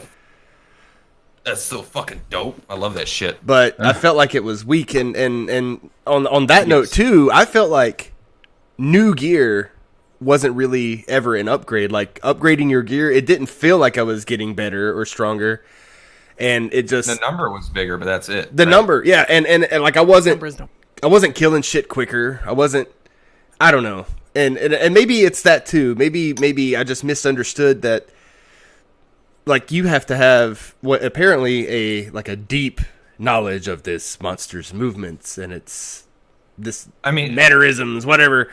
I don't know. It was daunting for a new player, and even when I played with friends, like I played with you and Prinny one time, Platty. You remember that? Yep. And like I had spent probably You just ran around doing nothing. I ran around trying to find out where the fuck the monster was, and then you guys killed it before I could get to you. Like, how did you do that? I would have spent an hour, and it would have left the arena. Like, Because we know where the Rathalos nest is. That's why. It's just another thing about knowing the monster. But like the reason I'm not playing the game anymore is like I don't have an issue with like the combat because it's kind of fun to learn in some way.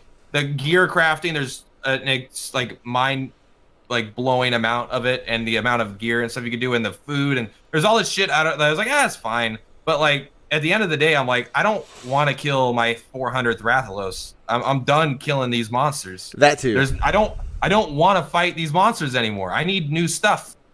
And there's like, you can get new like hyper monsters and new giant these things and elder beasts and stuff. But it's just like, even then I was like, but if you kill them once, then why do I want to keep killing them? I've done it. I've achieved it. It's like, because you want to get their gear, you got to hopefully they have teeth this time. Like, well, he did have teeth. I don't want to kill it again. RPG of the year. Yeah. But it's the Hyper Rathalos edition. Obviously, you want to pay full price for it. I mean, the FF14 had better Monster Hunter than Monster Hunter, in my opinion. So yeah, that's another thing too. Like, Monster Hunter World was the first game I've traded in since Final Fantasy 13. No, I take that back. The Division. I traded the Division back into. But Also a good one. Also a good. There's The also- got better. there's but a- the beginning sucked. I didn't mean to talk over you. I'm sorry. The Division. Yeah, that was kind of. That's a topic for another day. But Mine I number beat 2. it. I never didn't played buy number the 1. expansions though.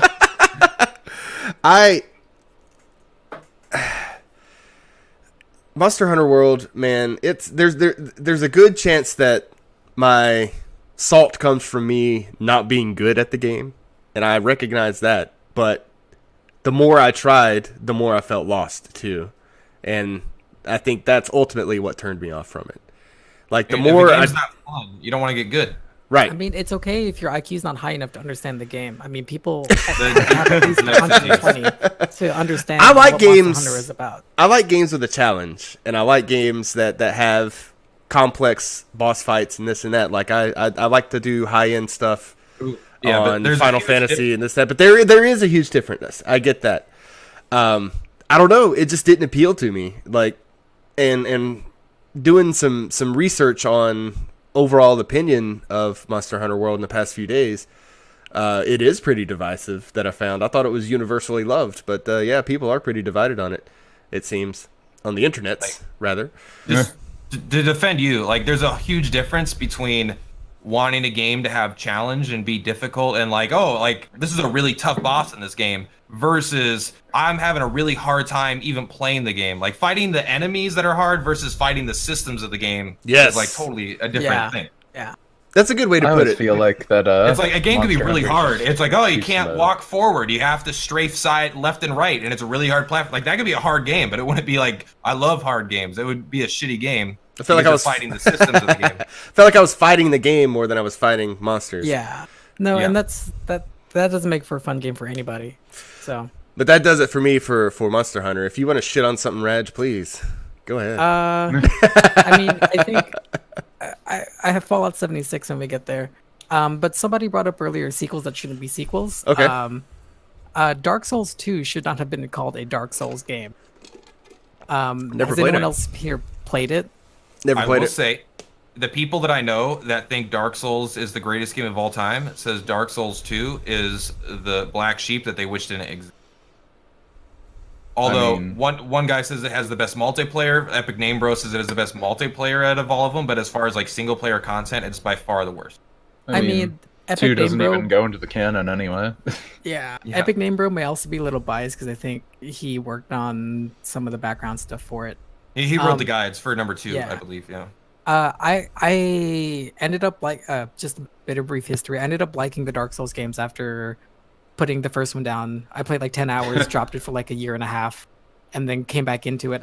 But I only did that after watching actually Epic Name Bros videos about the lore and like the levels and stuff. And I could actually not get like wrecked by some skeleton around a corner that I didn't see, so I could actually enjoy the game and not lose my 3 souls that I just gotten. Yeah. But Dark Souls 2 got a lot of criticism for the lack almost of level design, whereas like the first one was very an interconnected world, kind of like what they tried to go back to with 3. The second one was just like spokes.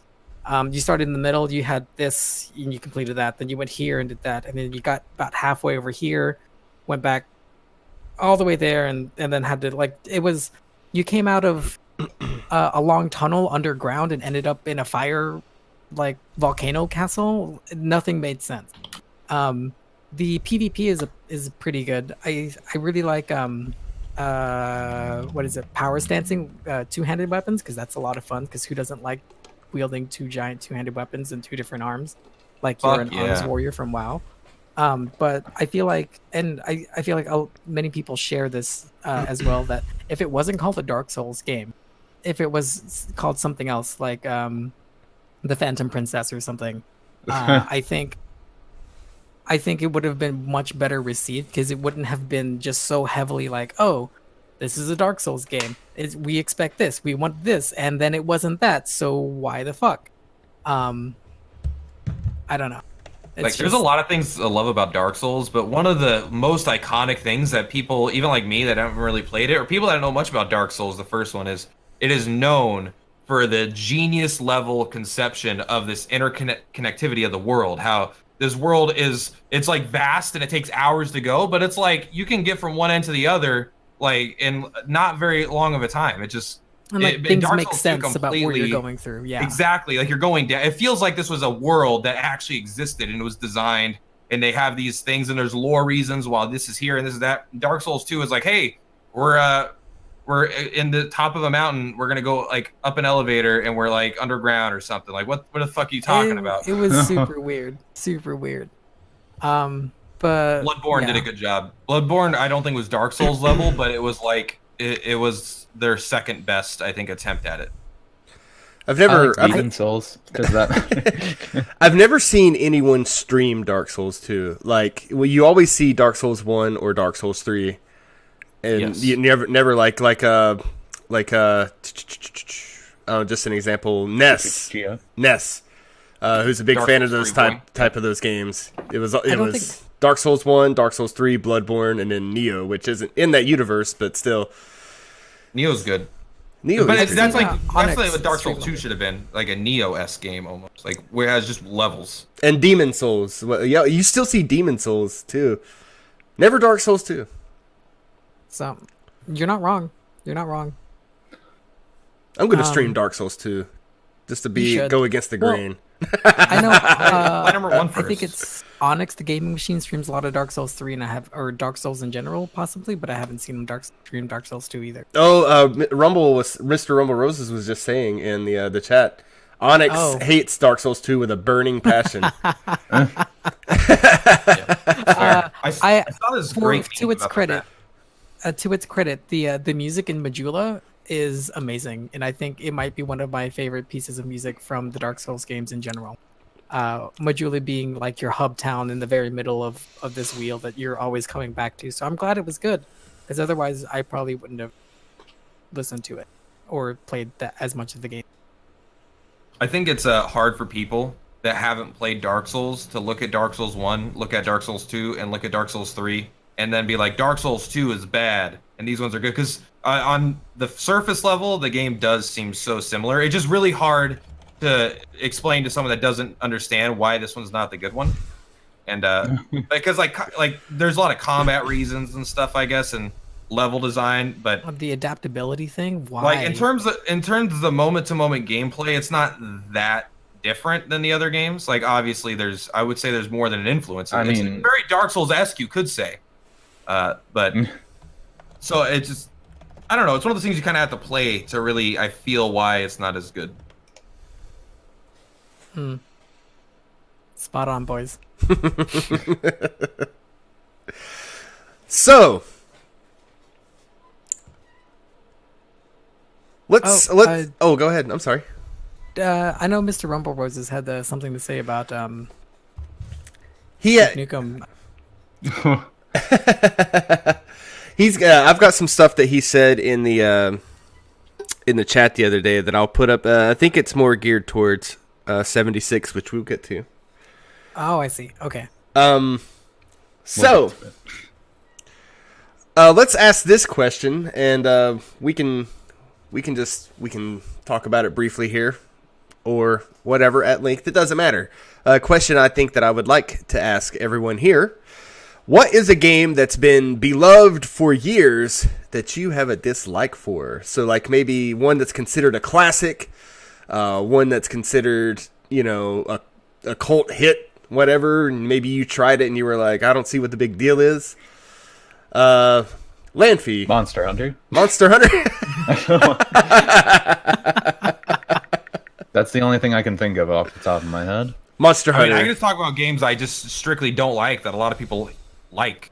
I'd like to hear that. I personally hate every single Mega Man a lot. Like I hate platformers. I hate that style of gameplay, and so every time I've played one, I've been immediately disappointed consistently from the moment it's on to the moment it's off. What was that again? I didn't hear you. Did my mic cut out again, or are you being coy? No, He likes Mega Man. Mega Man. No. I was reading something. I can't do two things at once. I'm sorry. I was just saying that every time I've ever played Mega Man, I've been disappointed from the moment it's been on to the moment it's been off. But it's like basically the same with most like old Mario games, anything that's like a platformer. I've pretty much disliked, with a few exceptions. Like Rayman Legends, I had a good time with, and like Donkey Kong Country, I've had a good time with. But like I think it probably stems from me being bad at Mega Man at the core, but at the same level, it just like I don't understand why people find it fun. Also, Oh yeah, I guess that's something I could say. I don't usually like Mario and stuff too. Oh, really? damn right. Oh, also okay. You know what? Perfect one. I'm sorry. I'll take back Mega Man. I think Ocarina of Time is garbage. I hate that game. I'll say it right now. I'm with you. Yeah. That was the man said he was with me. You took off your headphones. So the man agrees.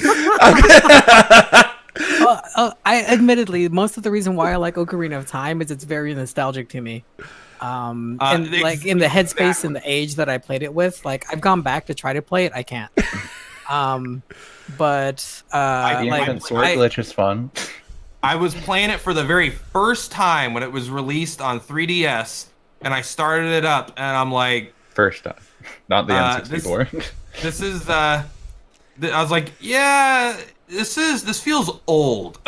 I'll say that. There was zero nostalgia. I was judging it purely by face value.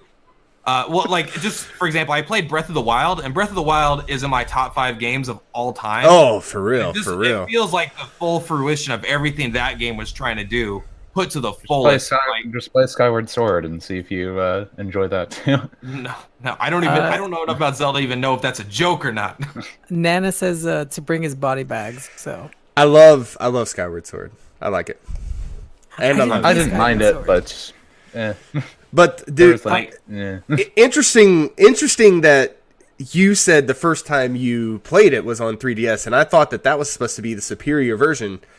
And all I know, by the way, I feel about like the 3DS version held your hand a lot more. Does it? That matters. I'll tell what makes me look at the 3DS version as being the superior version is the fact that you can switch to Iron Boots at the tap of a button.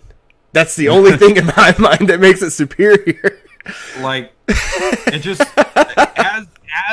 what was I? Let's say, I don't know, 23, 24-year-old, the game does not have the impact as it does on the N64 as, you know, a much younger 10-year-old-esque person. Like, it I would just never want to play that game on the N64 controller. It just, Well- it's a different experience. I didn't have any nostalgia at all. Well, and honest, like I was saying, I feel like that's a large part of why I remember the game so fondly. Because I think when did it release? 99? I was in high school, so yeah, it was probably been around then. I think Majora's Mask was 2000, so maybe around there. I think at 90. I think wanna play 98. Majora's Mask. I think 98 I haven't done and that. Majora was 2000.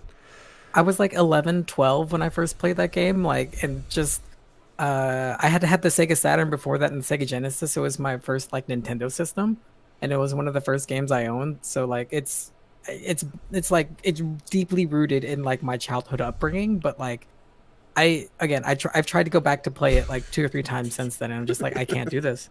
One, because of the N64 controller sucks donkey fucking butt. And then, 2, because like Yeah, it I doesn't. played Ocarina of Time on GameCube controller for the weird collection thing they had. That was a lot better. I bet. But like, just like it's more archaic. So I don't know. It's okay. So I'm gonna say this. I loved it when it came out. I got it. I played the ever loving shit out of it. I remember Kingdom Hearts is trash. Don't worry. yeah, it's I think it's a guilty pleasure.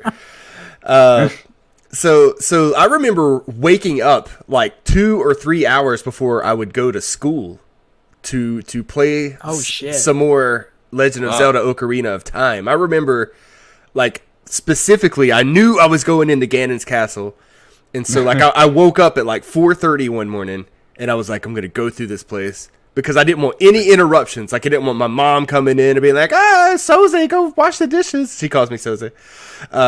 Not really. But Soze, go take out the trash. Feed the dog. Soze, get out of bed. Get ready for school. I'm already out of bed, ma. Like, showered. Deodorant, everything. I'm an angsty teen in high school, Mom. Playing my Ocarina of Time. I remember, like... 6:30 in the morning, I finally beat the game, and I did it with no interruption. I just wanted to absorb all of it, and it was one of those moments. Fast forward, and then you're like, oh, they time traveled and nothing happens. I hate it now. Yeah, fast forward, and like I'm playing through it again, and I'm just picking out all the shit that I don't like about it, and some of those major dislikes are Water Temple. Shadow Temple. I've heard Water Temple a lot. It's cool. It was cool for a while. The best part about Ocarina of Time, I felt, was the atmosphere, because I like that kind of like classic 3D art style to like make things seem creepy and stuff. But besides that, I know the game controls bad. I don't like some of the stuff they do with menus and stuff like that, and the story isn't like amazing or anything, but I can still find enjoyment with it, but I can see if you don't have like time investment and stuff like that, it's definitely not that fun to go through quick. Quick, I'll let you finish, Sozy, man. I'm gonna let you finish. Quick side tangent. Me and my friend got into a fight about whether the story of Breath of the Wild was good or not. And he's on the side of the stories. I just wanted to know. I wanted to figure out what was going on. Like, what the? I was like, there's no fucking narrative. There's nothing to figure out. Yeah, it's like there's nothing to figure out. It's like, guess what? Zelda's in trouble. Ganon's the cause. You fix it. That's it. There you go. And then, like, no, I was interested in, you know, but I'll admit, like the side narratives, like going through towns, like the adventure that I don't want to talk about that game. That game is fucking incredible. You finish those. Yeah, we're talking about bad games. Overuse of the hook shot kind of got annoying. In everything, in every puzzle. In every puzzle. temple. What are you talking about? Every Zelda game needs the hook shot constantly, right? It seemed to be that way after Link to the Past. Link to the Past had a hook shot, but it wasn't this overuse. Yeah, and then if you go through all the speed runs for it, then that's what everyone uses still. That's fair. But I don't know, like playing it as in. I guess that's why it's good that there wasn't one in Breath of the Wild. What I mean to say is, it did not age well. Playing it now, I would have a good time up until you became an adult. And then after that point, I just disliked Are it. you saying when you become an adult, things? I guess so. When you become an adult, life sucks. It's fucking deep, man. That's So like are you saying the game was actually very impactful? Spirit Temple. Because it was so good with. You know what? That's funny you say that too, because I was just gonna say Spirit Temple is my favorite temple in the game, and it's the last one. But guess what? There's a portion of it you have to go back in time to be a child again, and that might be why. That Is might that be the one why. the sewers? I forget what one that. No, that's the one with the witches, right? That- be honest with me, guys. Be honest which with me. is Is the Majora's Mask the one where you have to go back in time? Majora's Mask. Majora's I don't know what it's called. Majora's Mask. You have like Majora's Mask. 3 days to Is stop that the 3 world from days? ending. Okay, Yeah. okay. Is that game? and you have to like does keep that game resetting age? the loop. Does that game age well? I I think mean, so. better than it looks Ocarina the of Time. exact same as Ocarina of Time. There's I don't visually. I like Ocarina of Time. I think it looks good. There- Good enough. There's no dungeon where you have to painstakingly go into your fucking menu and equip iron boots every time you want to sink in the water. You can just turn into a fish and swim. Because I mean, that's one the good thing only you could say game about that I've it been is that tempted there to go isn't back. as many. You could say Like- the one good thing about it is there isn't as many dungeons, That's but you probably will have to recomplete them a few times. yeah. I've heard, as far as Majora's Mask goes, I've heard that it holds up better than Ocarina. So I really want to play that one. Cause I think it holds I up. want to play better another just Zelda because game. It was just pretty much used with the same assets, so they could just take more time to get like, okay, we'll just fix these little weird bugs and make these systems a little smoother. My favorite Zelda was Link to the Past, and then it became Breath of the Wild, but I haven't played most of them. Or I at think least not my favorite is significantly. still Majora's Mask, just because I like the atmosphere a lot to it, because I like horror junk and stuff like that, and I think Yeah, think I'm I realizing- love the feel of the game. Are I we? think I'm realizing a lot of the games I like are based in nostalgia because like I like Link's Awakening because it was the first like Game Boy game I played. Are we talking about best Zelda because that is Link's Awakening? Okay, That is- okay. I don't feel as People a bad. choice, or- Good. Is that the second one? It's It was the one on the only one on the Game Boy. I think that's like the fourth game, I think it's the Or is it first one like because the there was third? 1, 2, 3 on the NES, and then there was I don't know if Link's Awakening came out after Link to the Past though. I think it did. But Link to the Past was like supposed to be really good. and then the CDI games came out, and everyone loved them. What CDI games? We don't talk about these. It's like there's no Link, more my unboxings boy. all over again.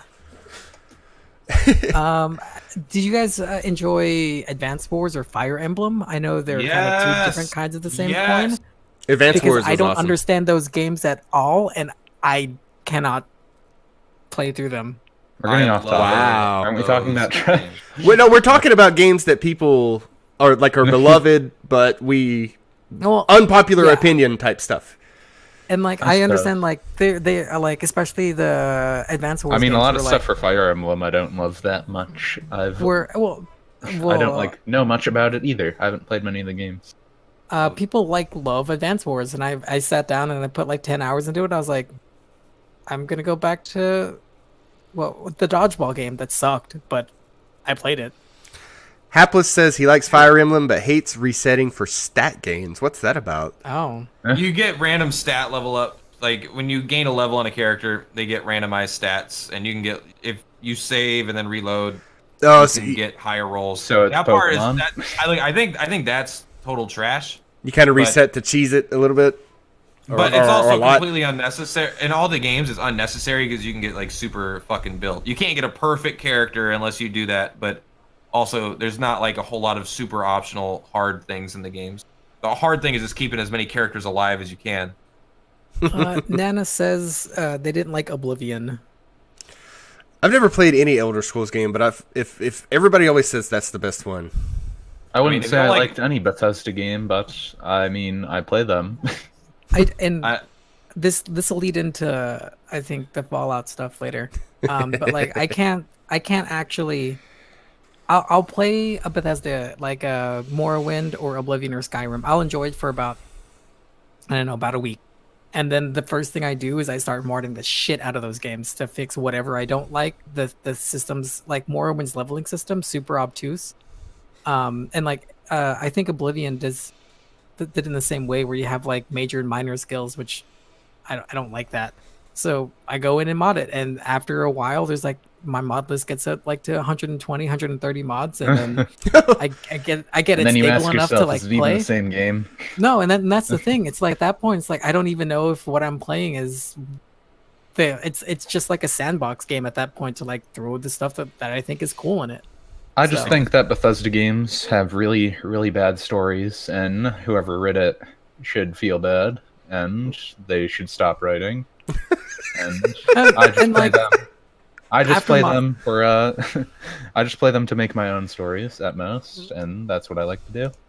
I and think like after modding it that much, like you don't care about the story. You're there for like the combat or quote unquote, or like the gameplay, or like the I want to be the best merchant in all the land type stuff. So I think if someone could say they like Skyrim and then in the same breath say they don't like Oblivion, then I'm not saying anyone said that, but like I don't know what you're talking about. Like I think Oblivion is so much better than Skyrim in almost every way. I love Oblivion. It's definitely like in a top. I think 20. I like Oblivion's world better than Skyrim. I like to say the Oblivion's least. world. There's so much about the game that I think is fantastic. Like the Oblivion gates, the actual gates and going into them isn't always amazing, but like these big looming structures in the distance, these red demon portals with monsters coming out. And I the mean, they sky definitely look changes cool.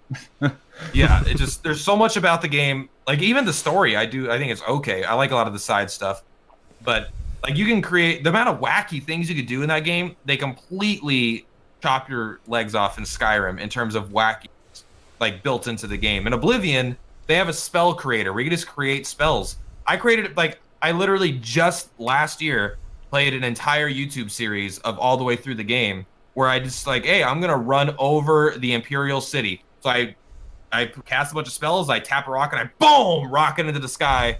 No mods. I've never used a mod in any of these games. I just am running over and I go through the entire because you can just create. I created like 40 spells that enhance my athletics and my speed stat by 100, and I just cast them all. Then you just boom, you run through. I created like I made armor that's 100% invisible when I equip it. It's just enchanted with invisibility. Yeah, I they cast definitely a made the spell on a magic guy. really bad in Skyrim.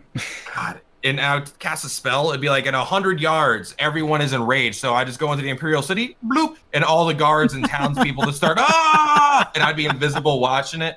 And then I created spells that only damaged fatigue. And you'd go up and if you get someone's fatigue in the negative, they collapse. they collapse. So Yeah. you would just go up and their fatigue would be negative. They're like, oh, how dare you? You could pickpocket them, but they would still be aware that you were there pickpocketing from them. And like the amount of wackiness What are you doing? built into Oblivion is absolutely also hand-to-hand combat was a thing, and it scaled with your fatigue. So the higher number your fatigue was, the more damage your fist could do. And so you could just equip a bunch of gear with insane fatigue and go up and just boom, one punch man people in the fucking dome. And magic didn't scale in Skyrim. It's magic didn't even scale in Skyrim. They didn't give you an ability to make spells. They didn't give you ability to scale spells. They didn't. Oblivion is such a good game, and I think Did you it play holds up Morrowind? incredibly well. I didn't, which I know is even wackier. Yeah, It's Morrowind has super a lot wacky. weirder That's when- magic creations.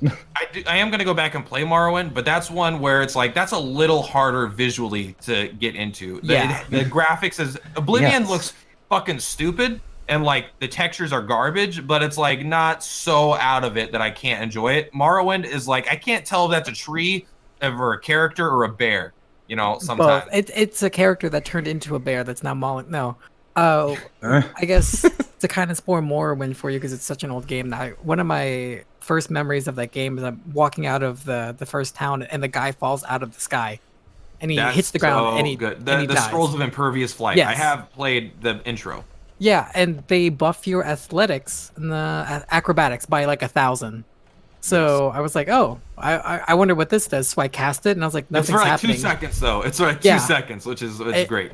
I'm walking forward and I jump, and it's like 3 minutes, maybe 4 or 5 minutes, because I was playing on an old laptop of loading screens as I'm like flying through there, and I'm like, Yes. okay, That, I see where this is going.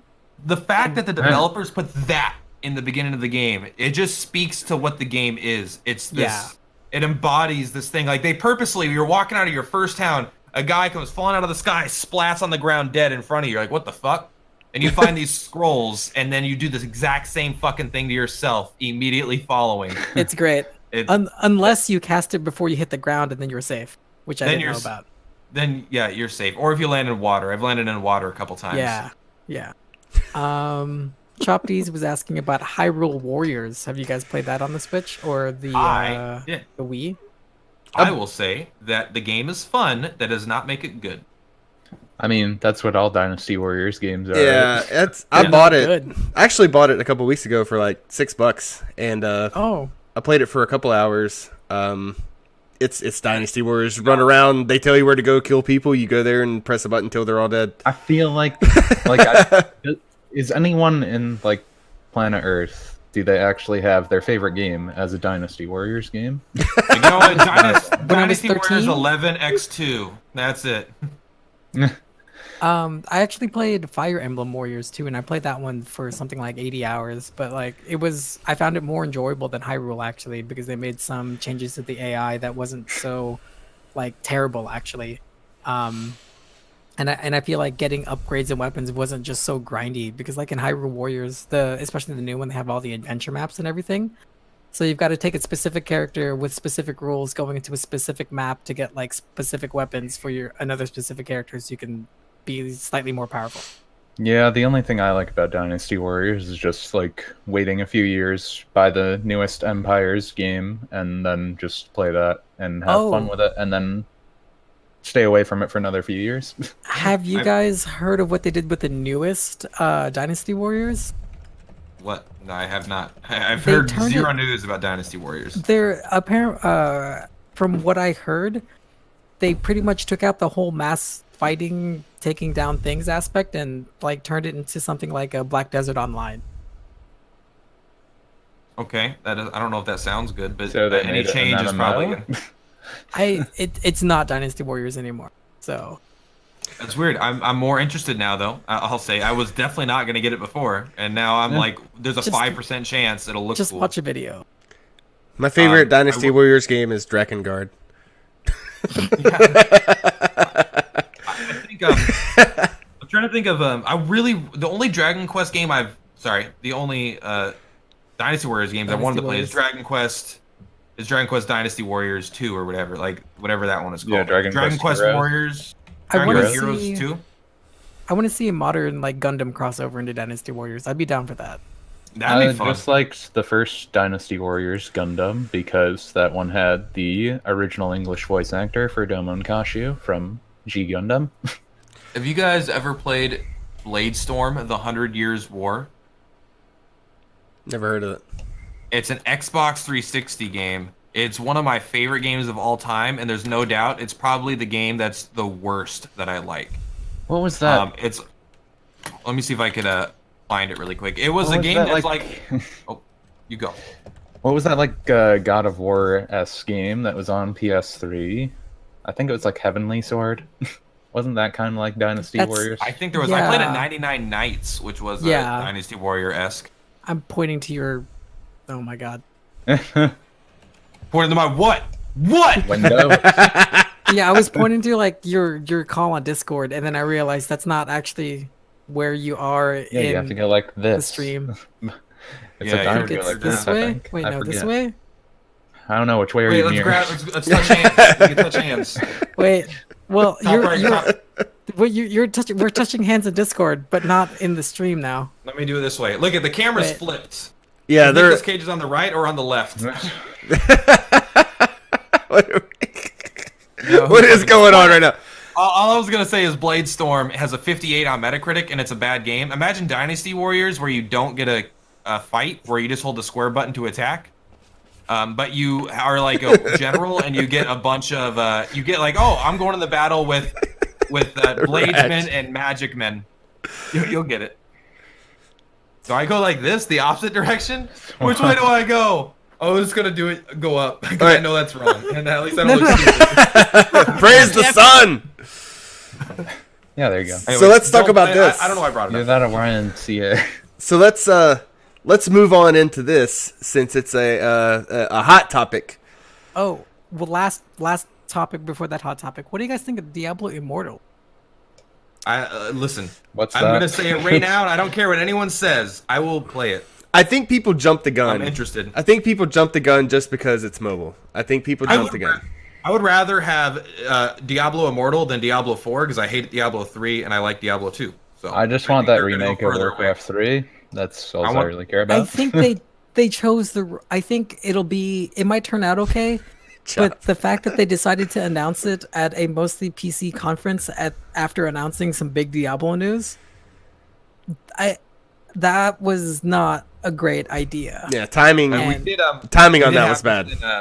I think the first podcast we talked about it, but it was just a series of bad decisions. Not that it should have been like on a pamphlet when you enter. It's like, hey, Diablo Immortal's coming out. They're like, oh, that's cool. That'll be a fun little side thing. Oh yeah, you guys did talk about it. Sorry. Instead of being like this huge, well, you should be. All right.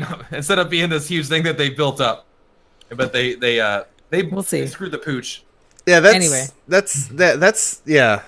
something that probably should have just been put out on the internets. Like, by the way, we're making we're making Diablo Immortal for mobile devices, and not. Oh, okay, that's kind of cool. But also, like, I understand people being like, growing, it's going to be shit, blah, blah, blah, blah, blah, like they haven't played it yet.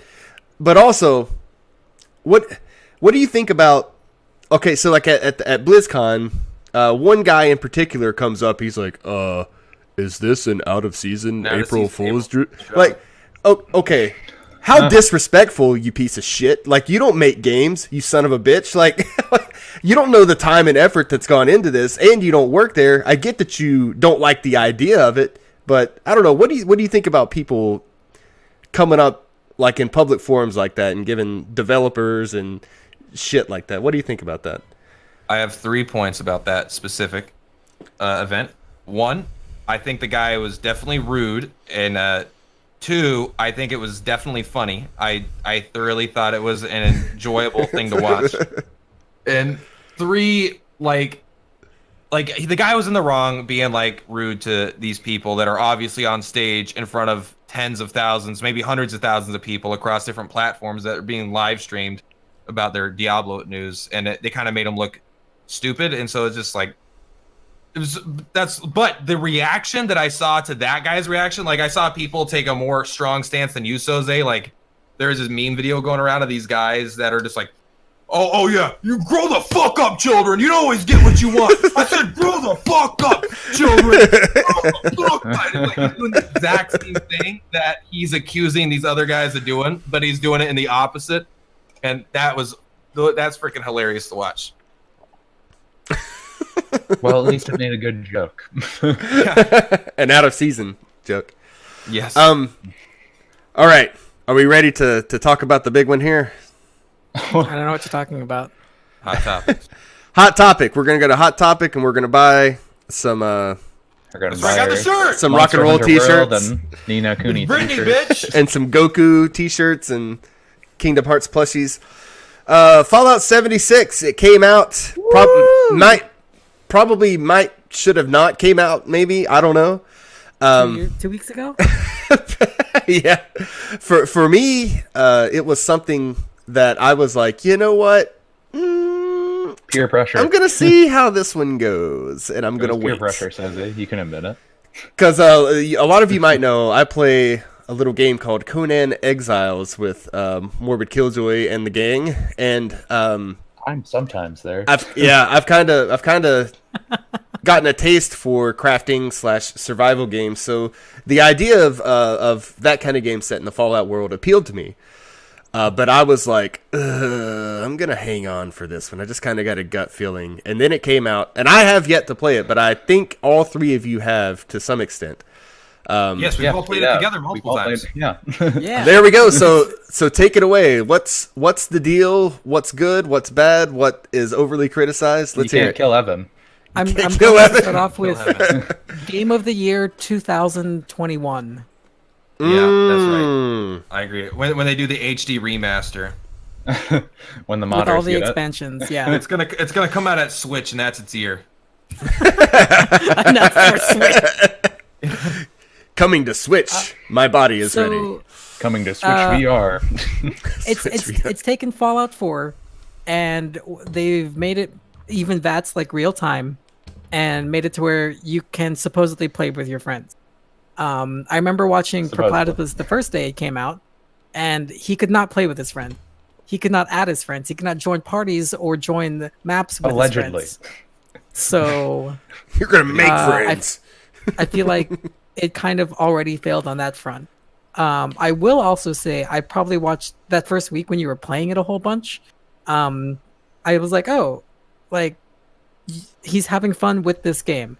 It's as I talked about earlier with Bethesda games, I'll play them for about a month and then mod the shit out of them because like it gets tiring, but it is enjoyable. Like there is fun to be had in Fallout. I like the gameplay loop of like going out, killing things, collecting, crafting, repairing, and then go doing that again. The game itself makes some of those things kind of difficult to do, but it's new. I can stand it. Sometimes you can do quests. Sometimes. At least 1 out of 5 quests are functional. What is this Evan thing? I haven't got that far into the story. There's a ghoul on the Overseer's journey. They're like, my love of my life turned into a ghoul, and it's like, go downstairs and kill Evan, and he's already dead, and he's been dead since the game started, and you have a quest marker on this dead body, and we're just like, what? No, I'm just saying the quest is called Personal Matters, and obviously it's a reference to Ni no Kuni too. Yes. That's why I just want to be able to kill him. The joke is that Evan was already dead all along, right? Yeah, I get it. He should have already been dead. I mean, he kind of was, since apparently time travel and stuff, but that's besides the point. Oh, so did he travel to West Virginia outside of the British United States? It's like a side stop, Probably. yeah. Oh, I missed that. I missed that part of the stream. Wait, is that that's a real thing? There's a Ni no Kuni reference in there? No, probably not. No. That's I was like, what the? That's cool. If they did that. We're just saying it because it's you can kill someone named Evan, but you can't actually kill them. But you really want to kill Evan.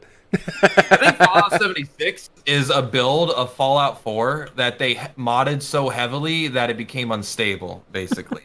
Like that's what like Fallout 76 is. It's just like they're like, hey, let's just download a fuck ton of mods. They're like, this game doesn't work. Like, well, we'll find out how to make it like turn on. And they're like, oh, it turns on. Like, all right, cool, ship it. Ship like, it out. That's what the game feels like. And then they charge $70 for the special edition and $200 for like the super special edition. Send them a duffel bag. What was the deal with the duffel bag? It was supposed to be duffel, and they sent nylon. It was supposed to be Like canvas, nylon yeah. Which like they sent this nylon bag. People complained about it. They're like, oh, we're not going to do anything. So I think they like faced enough public backlash to the point where they're like, oh, well, okay, so we found a way to get these canvas bags to you. We just need you to, with like proof of purchase, like post on our forums, customer support forums, open a ticket with like your name, your address, where we can ship this and all this other stuff. And then all that information got released to the public. Yes. Yeah, then they released that to the public. Oh my god! People started getting it in their own inboxes. People are like, yeah, I got a bunch of emails of other people's addresses in my inbox. What's going on, Bethesda? That's pretty good. It's a feature. Just turn like 76 enough. Just turn the game off. Play. I was actually just playing it like yesterday because like I there's still parts of the game that are enjoyable to me. Like we were talking about, I can enjoy a game and it's bad. Fallout 76, I think, with all the issues that it has with servers and just like gameplay decisions as far as like a level 70 like Scorch Beast dropping you like one of the end game enemies that apparently has the AI of a Skyrim dragon, by the way. Exactly. Well, that was the first joke I made. Is that's every single animation and AI of the Skyrim dragon just reskinned, and it was. I said it as a joke, but it literally was. It's true. It's true. Yeah. There's not a whole lot different between the two. Even the fact that they never come down to land. But when they do land, it's the same animation too. Yeah. Is it? I haven't seen one yet to land. Yeah, me, Perp, and McBugger. Legends say McBugger not there. We all beat that. Melee characters are not useless in these fights. You beat that level 51. That was really annoying.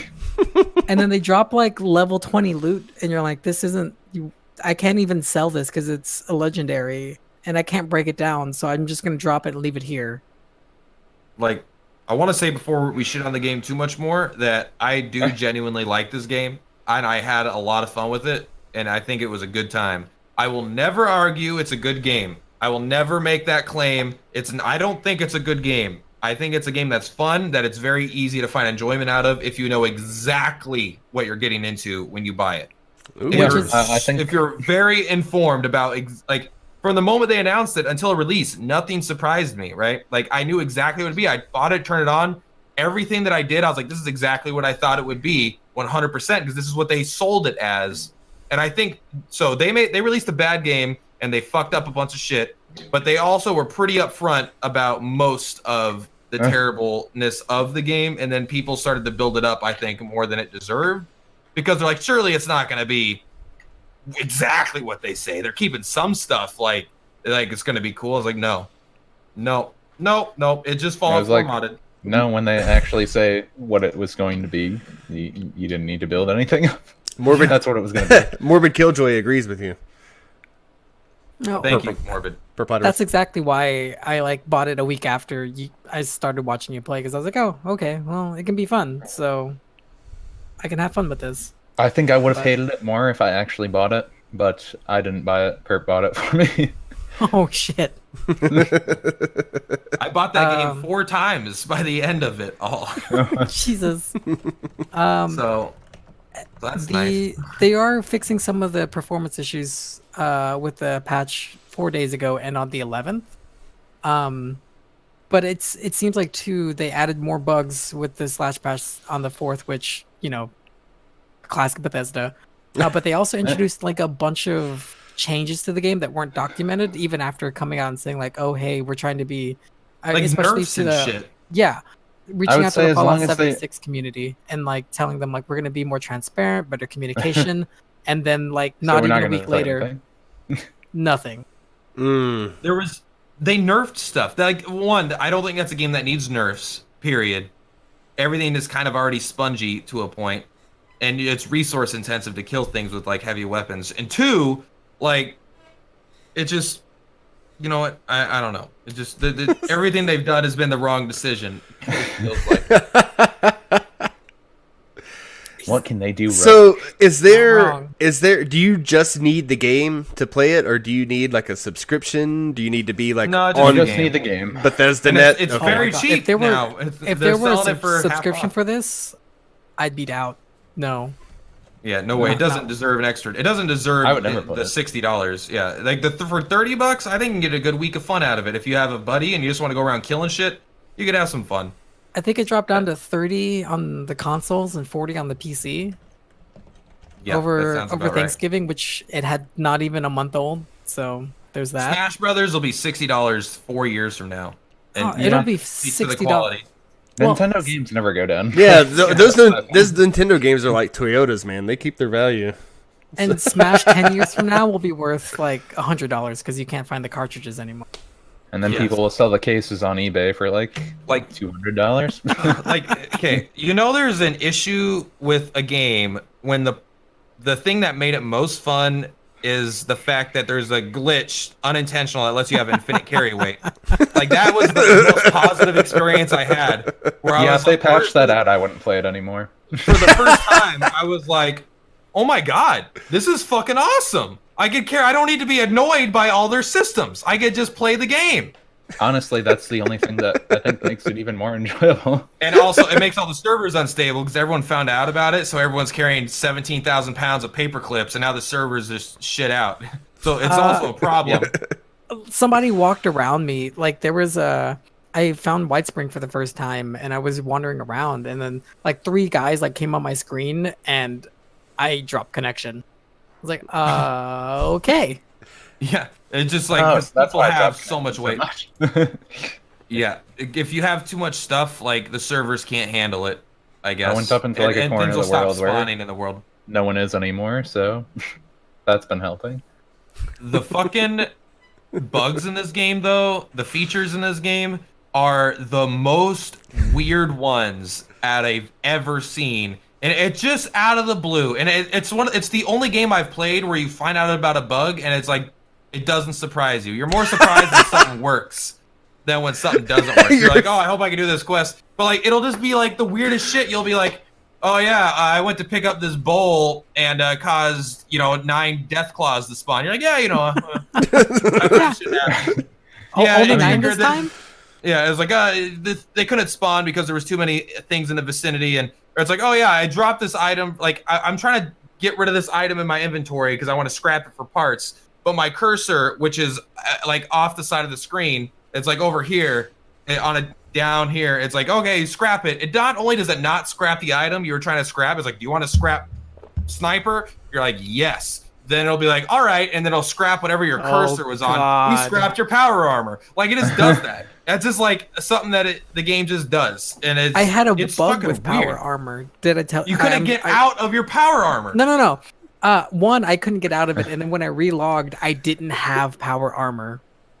You just I just the amount it of just times you disappeared walk from my around inventory. as a guy that you Well- can just be. Sometimes you spawn, you're just a guy that's in power, like you're a power armor character, but there's no power armor on you, so you're just a scangly spider walking around. It's like It also like floating stretched around. my textures. I feel like to be more like power armor because like his traps here were like blah, and like the Fuck legs yeah. were Cozy, like what are you doing there in stretched the a bit. chat? It's crazy. Just being there's silly. I got a glitch that I couldn't see, but McBuggernut did, and it was just my power armor was everything was disconnected in a ball and everything was rotating, all the pieces of armor, and my gun was up above my head like this, and it was just when I went to shoot, like this arm came out from underneath me and grabbed it and was like shoot the wrong direction. There's like a weird picture of it that he shared, but it's not like great. But man, it's just like the bugs are so fucking weird and never surprising anymore, which is obviously a sign of quality features being implemented. Yeah, Perp, do you remember the night we were playing and like just like 5 Scourge beasts fell out of the sky onto your base? Except That's they're all not, dead. this actually happened. It's just like we spawned at my house, no Scorch Beast. We went inside, blah blah blah. Then we went upstairs. There's 5 dead Scorch Beasts on top of my house. No explanation. They had no loot. They were just dead Scorch Beast bodies littered on top of my house. Like what is that? It's It like the doesn't- Scorched Beast graveyard. Your house was Yeah. a Scorched Beast And graveyard. they spawned like dead and fell out of the sky. I don't know. It just Yeah, it was interesting. It was the game interesting. is so broken. It's not a good game. I still think it's fun. I still liked it. Sozy Man is muted, talking to his dog. Piece of shit. It's Okay. Bernie. He's so cute. Burby Hi, knows. Hi Bernie, I want to pet you. Just other Is there common any thing. chance? Is Oh, there he's any not there chance we anymore, talk is about he? something we like on this podcast, Hi. or is it just 2.5 hours of us being like, "This shit sucks. Let's just do I it. hate stuff." Do you guys want to do just like a rapid fire list of a few games you can think of that sucks? Mission evolved. Joker is in Smash. I deal with trash. Joker is gonna be in Smash. Who else cares about anything else in this world? What sucks? Ocarina of Time sucks. Apparently, I usually for just don't play yourselves. video games that Monster Hunter World sucks. Front Mission Evolved, if you played it, is not like any other Front Mission game. It's a third-person shooter, and it's terrible. Perfect Date sucks. That was the cat dating sim that I was playing last night. Oh, PUBG Oh, sucks. what? Does that count? I had high hopes for that. It was sucks. too much reading, believe it or not, for a visual novel. And the dialogue was very forced. It was like, "Hey, where are all the cats?" And I'm like, this person, like, all right. And then you're like, "Oh, romance one." Then this one's like, "Hey," this one cat's like, "Hey, I've always liked you. You want to get drunk?" It's like, I don't even know you yet. It's just like this. The dialogue was super unnatural for being a romantic option. Well, Kara, I think you're could- fine. Hapless says FF7 sucks. Okay, come on. I'm alright with that. So, anyways, we'll move on. The Division. He's just Sucks. trying to get Division. views. He's just trying. It's fucking clickbait. Hapless, I'm not falling for it. FF7 Assassin's is great. Creed 2, 3, and the rest of them also are terrible. Yes, I like number 1. Yeah. The Division. Number one best. Assassin's Let's, Creed 3 sucks, and that main protagonist fucking sucks. Not Desmond. Desmond's fine. One of number 3 and the one of number 2. Ezio. Ezio blows penis. I don't like him. He said the word. Honestly, I've pretty much never liked said any of the penis. assassins from Assassin's Creed. I just- Altair is the man. and they look killed All I need to know about Altair is he cut off his middle finger to use that blade. And I'm like, he's fucking cool. Oh yeah. I mean, motherfucker. he was at least decent. Cut off his finger, motherfucker. I still like how the voice acting thing for that was we picked him because his voice sounded cool, but then they changed it to like an actual Egyptian accent or whatever in the later. You know what? God of War Ascension sucks. Ooh. I said it. Or whatever. The new God of War, masterpiece. Final Fantasy Dissidia, the one that came out this year, sucks. Just No, yeah, that does suck. bullshit. The Phantom Pain stupid- is a terrible game. Ooh. Metal Gear Solid 5. Yeah, I wish it was Terrible. finished, but I really like that. it's not game. that bad. it's It's my fun. favorite It's Metal Gear Solid. terrible game. It's the only Metal Gear Solid game I've played though. Hey, I would say okay. narratively, it's terrible. So, here's something I thought of while you guys were talking about 76. Going back to 76. So We always the keep game going back. obviously has some issues. Raja said best game nominee 2021. After Yep. they can develop the second half of it, I guess. They're gonna go up After the against Star modders Citizen fixed it. though, so that might be a rough year for Is that ever going to come out? 2022. Sorry. Our only hope is that Star Citizen they can't get it to launch. Like, all right, we released it. Oh shit, that's right, it doesn't turn on. No, Don't worry, when Star Citizen gets another $1 billion from their They're gonna backers, release we'll be it. fine. But we'll be playing it from space in our own spaceships. So let's. Yeah. I'm not sure if you guys Meta. are. Oh, not sure if you guys are familiar with this story, but Final Fantasy 14, when it originally released 1.0, we're in, Oh, it was we're, trash. yeah, we are in 4.0 right now. About to be 5.0. When it was 1.0, the game was universally disliked. There were a lot of players. Some things worked, some didn't. It had a lot of weird mechanics, like you could only do a certain amount of quests per day. The game wouldn't let you do any more. Like your character would become fatigued and could not gain XP, or would gain drastically reduced XP. Basically, they didn't let you level as much as you wanted to level. Like if you So were, they made a free-to-play MMO, but that was you paid had to for. pay a yeah, subscription. yeah, exactly. Now I didn't play it. Sasha says that she liked it a little bit, maybe for a weekend, and never played it again. But Like, so I don't. Okay, so what they did was they just universally recognized from the feedback and everything that the game was just wasn't going to work out. right, so to answer your question, Bethesda's not going to do that. No, the game's going to be shit forever. I was gonna say, what if? Because this is a thing in the world The of only Fallout. way that would actually be good is if modders So, can do anything to They it. Final Fantasy 14 put an event in the game where like a worldwide calamity happened, and it actually took the game offline. And then 5 years later, your character reappears. It was canon that the game world was offline. Like, so I was wonder. canon. Since that the the world got apocalypse, I destroyed. don't get fatigued anymore. I wonder if Ever since the apocalypse, I'm suddenly in a better game. It's weird.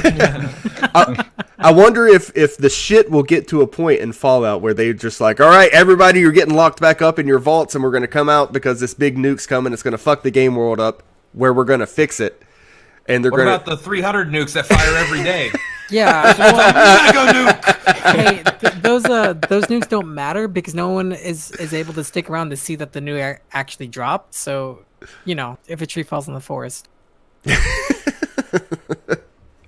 If a Scourge Well, Beast 14. falls on Perp's house, doesn't make sense. I could talk about 14 for a while. It So, man, I feel like you're the man to talk to about it. Like, that's a game that I like a lot about it, but I dislike how overwhelming that game can be. Like, to me, that game is intimidating as shit. Just to not even to figure out gear, but it's like the amount of social options there are for like, oh, you could go to this menu to do this thing, and you can glamour this gear to get this item to do this, and Isn't you can that like also all do this MMOs currency though? and this currency and this currency. It's like there's it is. It just there's so much to it though. Like I can see just that. I never learned it.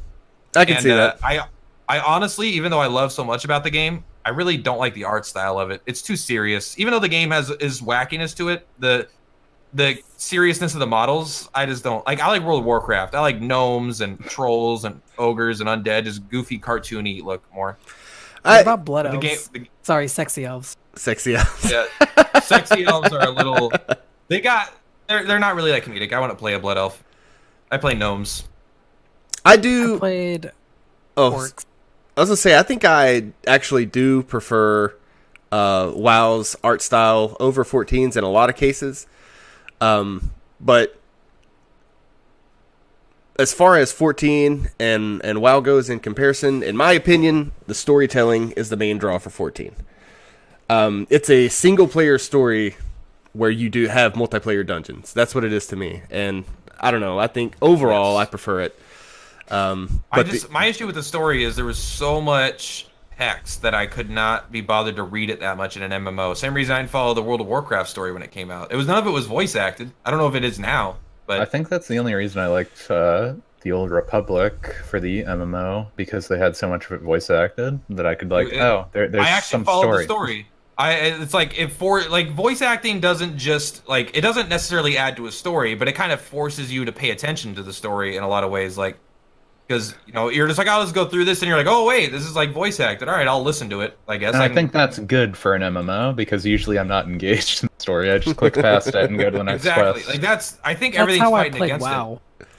I think 14, maybe the story gets really good later, but if it's just like reading a novel, There's a lot to read. I'm not the kind of player that I just won't get into it. I'd rather just read a good book and not have that in my game, I guess, at this point. I don't know. I like Final Fantasy 6, and that's not voice acted, so I'm a hypocrite. I really like 14 for the fact that you don't have to have alt. You can just have one character and change between jobs. That and is roll so right then and there. fucking awesome. And the crafting is super fun. I like that it's like a battle against the item. That's really fun. It's that's a good way to put it. I will also, I guess, confess that in Guild Wars 2, I have one character for each class profession, and all of them are Asura. So you can do with that what you want. Jeez, one of those. Well, Are you sure that's a good decision? I've got one final topic left. Okay. If we want to go ahead and move into that, and it's just kind of Before like anything else, though, I'm just saying I'm still not sure why they never made a Blitzball only game. That would have been so fun. They could have finally made the game what it was supposed to be, but I do like it in Final Fantasy X. By the way, play Final Fantasy X, guys. There's rumor that they're going to put it into 14 at some point, but it's just rumor at this point. Yeah, but if it's an MMO, it's not the same. I'm just saying again, true. play Final Fantasy X and Persona 5 and Breath of the Wild. Those are the only 3 games you have to play in order for me Blitzball to for respect Smash. you. Yeah. Oh my god. Oh my god. The new item announced. Dude, I would love, Joker's in Smash. I don't need Titus too. Or I would love Kamari though. That'd be fun. So if Joker can be in Smash, I'm telling you, I think they're going to bring Goku in. They're going to bring Goku. Well, I'm not in. even joking. I think the next 2 characters are going to be Sans from Undertale and Goku. I think those are going to be the next 2 characters. After the Joker, I'm like, yeah. The developer there, Sakurai or whatever, he's the one that said like, oh, I'm not gonna put in manga characters or whatever. But then, like for Ultimate right now, Nintendo's the one making the DLC character decisions now, right? And they're just picking everything that's popular. I'm pretty sure. Yeah. Yes. So I think the opinions going around are probably right.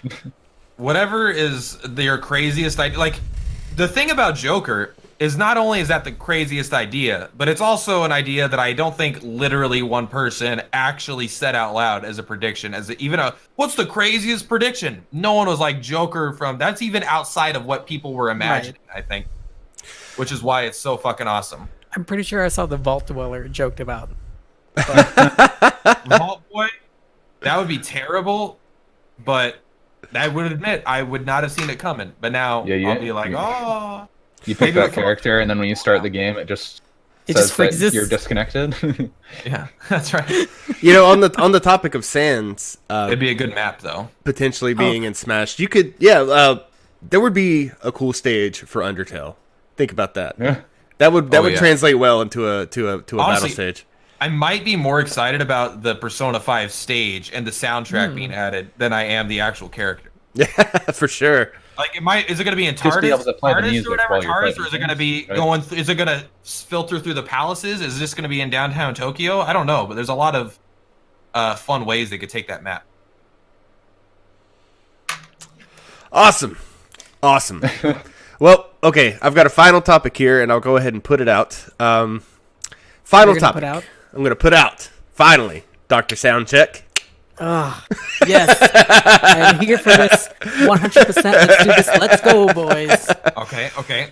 The final topic I have here is, why do you think that if game development is such a huge collaborative effort involving artists, musicians, directors, developers, etc., there are such huge letdowns and disappointments and sometimes overall failures? If so many people are coming together on these projects, how come there are so many turds?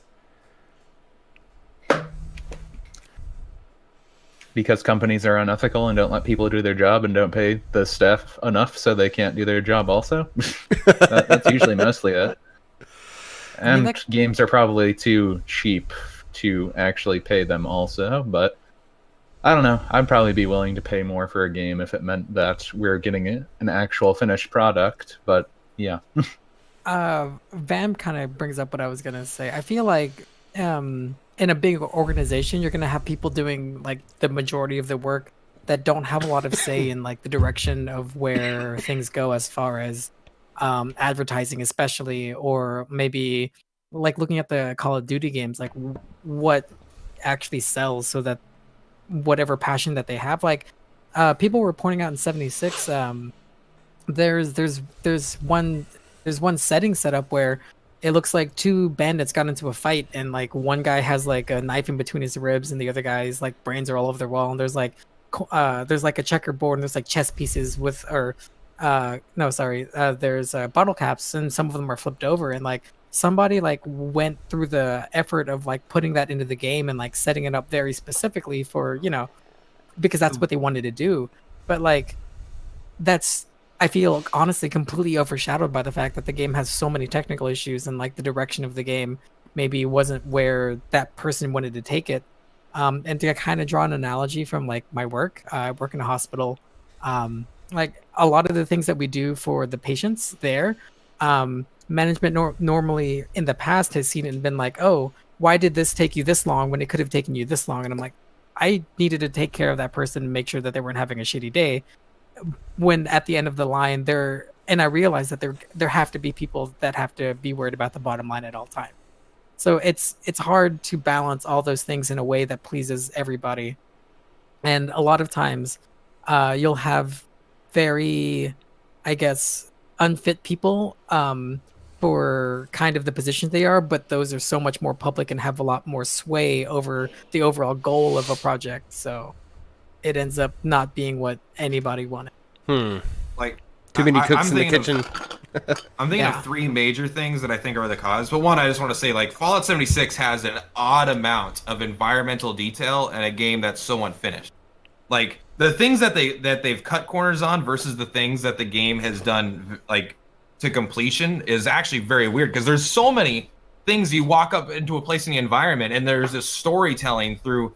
They place that fucking knife there. They place that teddy bear with the glasses on it in front of this thing there. Like they do this kind of stuff, and it's really weird. That I don't know if it's weird, but like it just shows that there are people working really hard on this kind of stuff. And I don't think it's like laziness. It's not like, even though I blame the game for being lazy overall, it's not like the people working on it are lazy. But what I was gonna say, a lot of those people care a lot, and that's why they take the time and effort to do that stuff. But then it gets overshadowed by publishers and stuff going like, no, you can't test it, and you can't have all this stuff. We need that right now, so forget all that other stuff. We're just going to put it out. The two main reasons, one of which I think could be split in half, is there's the executive side, I think, is and I think it could be split with a positive light and a negative light in the same way. The negative light, obviously, they just want to make, like, we need to make money. People are going to buy this. Let's push it out. We want it out in this physical year. And, you know, so I don't care how much time it takes. We're going to work overtime, push this product out. That is definitely happening. And that is definitely part of the issue. But Raj, what were you going to say? Actually, I've forgotten now. And to say, to paint that in the other light, though, is that it's not. I don't think it's that hard to imagine that the company is like the executives are like, hey, we don't want to have to downsize and start firing people, so we need to make money. And the only way to make money is to force out a game that may not be completed. Otherwise, we're gonna have to lay off all these people because we're not making any money this year. So I think it's not hard to imagine that it's not entirely just greed focused. That it could be out of necessity to even keep people on. But like that's the kind of the executive side. But another issue I think, which is the creative aspect in general, is like just for people that when you're looking at something this close, it just like it could be hard to tell if it's good at a point. Like if we all create together, like I don't want to say a painting, I don't know something we would create, but if we create something and we're working on it for a long time, and like a YouTube video, we do a review, a group review, we write it, we voice it together, we have an editor here. We're gonna get to the end and think it's good because we all put our part in it, and it might be total shit, and we wouldn't be able to tell because we're all working on it. It's such a close thing, and we're like I guess biased towards it. And I think a lot of people that worked on Fallout were probably had bad like managers, like overall like overseeing people, making sure like they didn't have good game directors probably more so because I think the people that were working on it probably are surprised. They're like, I worked really hard on this. I thought this is really good. You know, I think the perk card system is fun. It has all this fun flexibility to it, you know, and they don't get to see as much as the downfalls that we all get to see. And I don't know. I just think that they probably were blindsided by how bad it was received because I mean, there's a thing too. There's a thing too with developers where, you know, one person that's making that little neat setup for the two people that are like holding each other in bed or something, or skeletons because they blew up or whatever. Those people, they might never see what the other developers are doing. Exactly. So it becomes like, oh, I worked all my time into this one scene. Except I never even played the game because I have to do my 72-hour straight job always and never get to sleep. But I'd like to add in something that Mr. Rumble Roses, who was originally going to be on the podcast, but he ended up having something he had to go to. He wanted to input that he, for one, does not have Fallout 76, nor has he played it, but he says, I do have a couple of friends in the Bink Live, which we know, and Onyx the Gaming Machine as well, who have played it on their streams. He's watched Onyx play the beta of the game, and it's had a fair share of bugs and other glitches, no doubt, from T-posing ghouls to some people seeing other players in nothing but their undies. That was oh me. yeah, that happens a lot. The game looks promising, but I do think that it might have been rushed just a tad bit, and he was speaking to Onyx and Bink during the beta testing that it is still a beta and there's going to be some problems. However, he's heard many people have a lot of complaints about some bugs and glitches. There's some people who still play it no matter what. But there's... Hold on, I lost my place. He talks about another game that he knows that was rushed, Duke Nukem 3D Megaton Edition. A big Duke Nukem fan, Mr. Rumble Roses. That had a lot of problems out the ass, he says. And it didn't have multiplayer when it was first released. He was one of a few people who were fans of it, who, apart from the testing and... Excuse me. I know it was one of a few people who are good Duke... Hold on, this is getting this. Good Duke. I'm not good Dukes. He's a good Duke. I was one of a few people who are good Duke friends of mine. I guess people that he plays the game with, that were part of the testing and co-op for the online matches. And whenever it was all said and done, it seemed like it was off to a decent start. But then people lost interest in the game, specifically because they felt it was rushed. Whenever they did the launch for the game, it was rushed as well. The main point he's trying to get to is that if you rush something like a game, then it leads to a lot of downfalls. And he thinks that Fallout 76 might be a victim of that. He doesn't think it looks bad or seems bad in any form, but yeah, he thinks that the product... he thinks overall Fallout is a product of being rushed, he believes. Yes, 100. Well, I don't even know if it was rushed as much as it was like they came up with it on a whim, and they're like, all right, let's see if we need something to come out this year. Fallout 4 mod, let's go, baby. It was more like it was more like we have this whole show, and we have the Skyrim, the next Elder Scrolls thing that's going to come out eventually, but that's going to take us like 6 years or something to make. And then they're like, we also have this mobile game we can show. but no one really is going to care about that. So we have to announce something that people can play soon. So let's just mod Fallout 4 and release that. I might just have like more faith in humanity and people in general, but like I don't think it was like just entirely greed focused, right? I give them the benefit of the doubt of there's a lot going on behind the scenes to make it like they don't want to hurt their reputation this bad. They probably didn't know how bad of a state the game is, which is mostly shows to me bad management and bad upper management not being able to see how terrible of a state it was in. Oh yeah, if you want to talk about something that is greed focused, you can talk about Kingdom Hearts, but that's besides. Yeah, but I'm not. Just, I think that there was a level of necessity also. Like I know they're still printing money in a lot of ways, but they're giant. They have a lot of projects in the works. The next Elder Scrolls, their next new IP, and I think they're just trying to keep the money flowing so that they can afford to fund these things. And this was their shortest path, just to keep everyone on. So how do you Sorry. Oh, sorry. I was going to say, how do you not see that though? But I mean, on the other hand, they might have seen that Fallout 76 specifically the state that it was in, but they had to release it by November, whatever the hell date it came out. I mean, does Bethesda have a parent company? I don't even know. I mean, I'm pretty sure they're a publisher. Yeah, right? ZeniMax. Interested to see ZeniMax like how owns much. Bethesda. How much money they've actually made from Fallout 76, even amid all of this sure like it's a bad lot. press. Bad press. Sorry. I'm Well, sure we all know a lot of almost no people- microtransactions, right? Like how many people are buying Atom? We all know a lot of people pre-ordered that special edition since so much information got leaked to all of our emails. we know that much.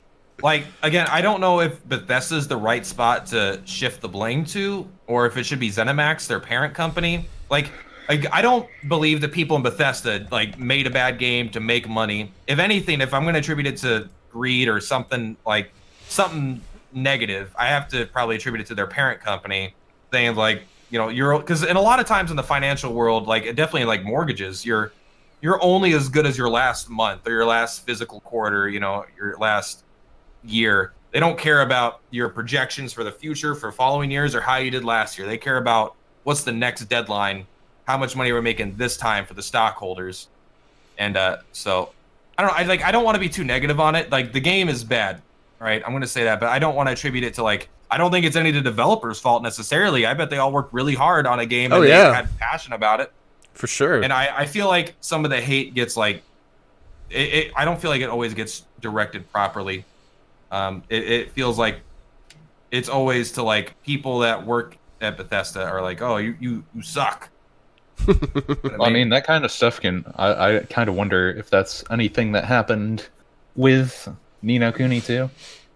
Yeah, personally. I mean, because Ni no Kuni 2 it was published by Bandai, and that happens sometimes with a lot of level 5 stuff. But I always wonder if the publisher puts so much more pressure that they don't get to smooth out these things or whatever. I mean, I don't know. I just feel like level 5 usually has never disappointed me before as a game developer, but that's true. I don't know. Yeah, level 5 is great. I've lost a little bit of faith in them, sure. That was just weird, and I'm not sure if it was because of Bandai Namco doing all their stuff or what, but it seemed like it wasn't them. When I think level 5, it's oh yeah, the art style is the same. Some of the music, maybe, I can get that. And then it was this doesn't feel like them. It was just such a weird. It wasn't even really an RPG. It didn't feel like there was levels and there was skills and there was equipment, and I just didn't feel like I was really even playing an RPG for most of the game. But I guess just to close it out, Fallout is I think there's a chance that all the developers kind of knew how bad it was going to be. We don't know what it was like in the company. People might have been freaking out ahead of time. People are going to hate this game because we know it's not done, but we're told we have to get it out. We have no choice. And so we're just going to try to make the best game we can in this short amount of time. We'll try to support it after the fact, maybe recoup some of the bad press, but I don't know. It's just too big. It's too big of a topic to figure out what went wrong. Oh, yeah. Too big to fail. Hapless brings up... As the housing market. Hapless brings up something interesting. I feel like they are trying to turn every game into a service rather than a product. That could definitely be a thing. If you just think about how games are now and how the internet's, getting to like every country now when before it wasn't really. Yeah. That's kind of where we're going to go no matter what anyways, even if we don't like it. That's what we're going to get. I will say that the games that are really good are usually not service games. Usually the ones that add that kind of stuff are not as good. But they're definitely more and more popular. But, Game of the Year, God of War, that's not a service game, right? They clearly crafted a single-player adventure game. They didn't even put multiplayer in the game. A one-player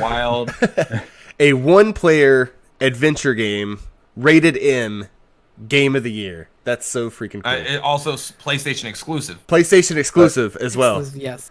But didn't EA say that single-player games were dead? EA can suck it. Well, their single-player games are dead. they freaking are trash. All right. It's like the amazing games are not games for service most of the time. That's not to say that games can't be but it's also different if you have a game that it naturally fits into. Like for me, card games. Those are going to be continued support for years. I'm going to play cards. They're going to add more. I'm going to spend more money. It's going to be a thing that I keep going back to. But it's something that's like, hey, Shadow of Mordor. We got loot boxes or Shadow of Mordor. Do you want to get orcs out of these crates? Like it that completely bypasses the entire emotional aspect of the game, where you're supposed to form a bond with your nemesis. But now it's like, but now collect them like packs of cards. Like that's on forced. A side note.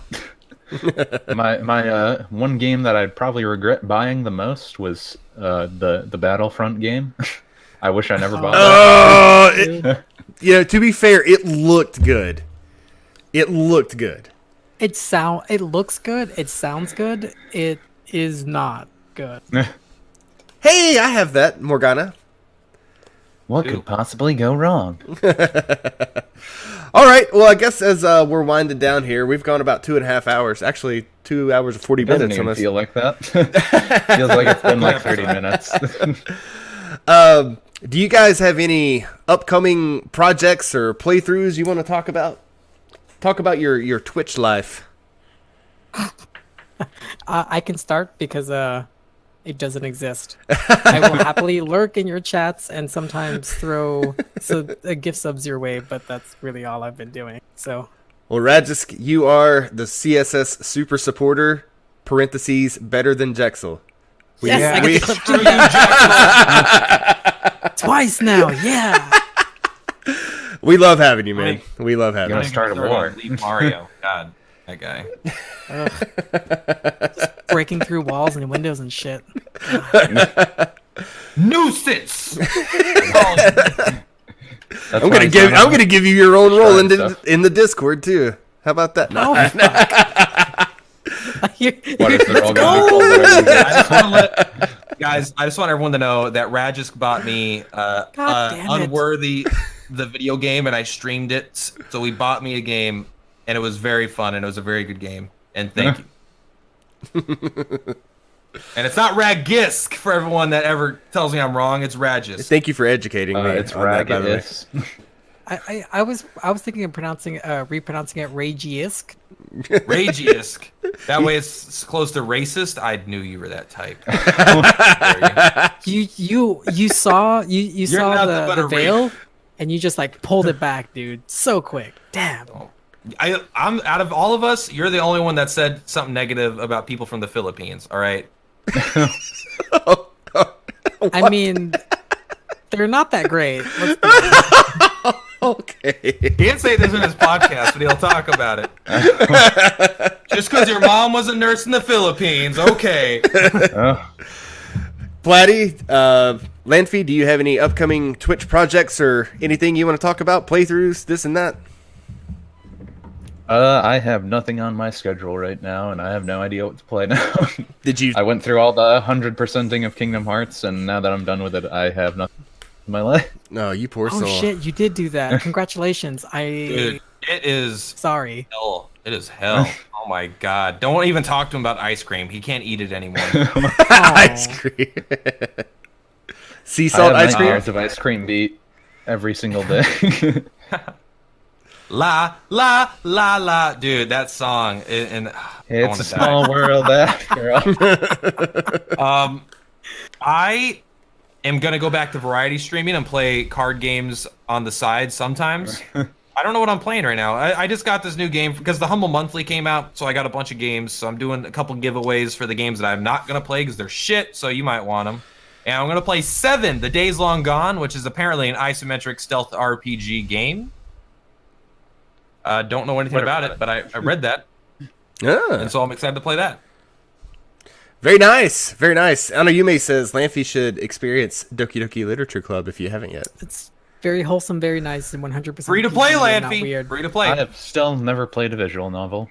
Most visual novel I have played is the Digimon Cyber Sleuth games and Persona. Dude, Oh my god, those games. It's the one and only visual novel I have ever played, and it was by far one of the greatest experiences I've had. Yeah, I playing don't know a if game. I would enjoy it as much because I kind of watched you play it. Oh, that's right. Oh, that's right. Oh, I forgot you saw Soze, that. man, you ruin everything, Soze, man. God. I Listen, played the Fate visual novel for a little bit, and then it got really weird, and then I backed out. Well, Just go back and unplay it, and then I can play it. I spent an hour last night reading a cat dating sim visual novel. So, And then he gave up. and then I was like, I'm not having fun, guys. So you wouldn't give it a perfect score? No. I don't know. would- oh, I like I was the anime really trying to- Steins Gate a lot, and they released the visual novel on PlayStation Plus, so I could try that or something. I've heard a lot of good things You about can Steins Gate.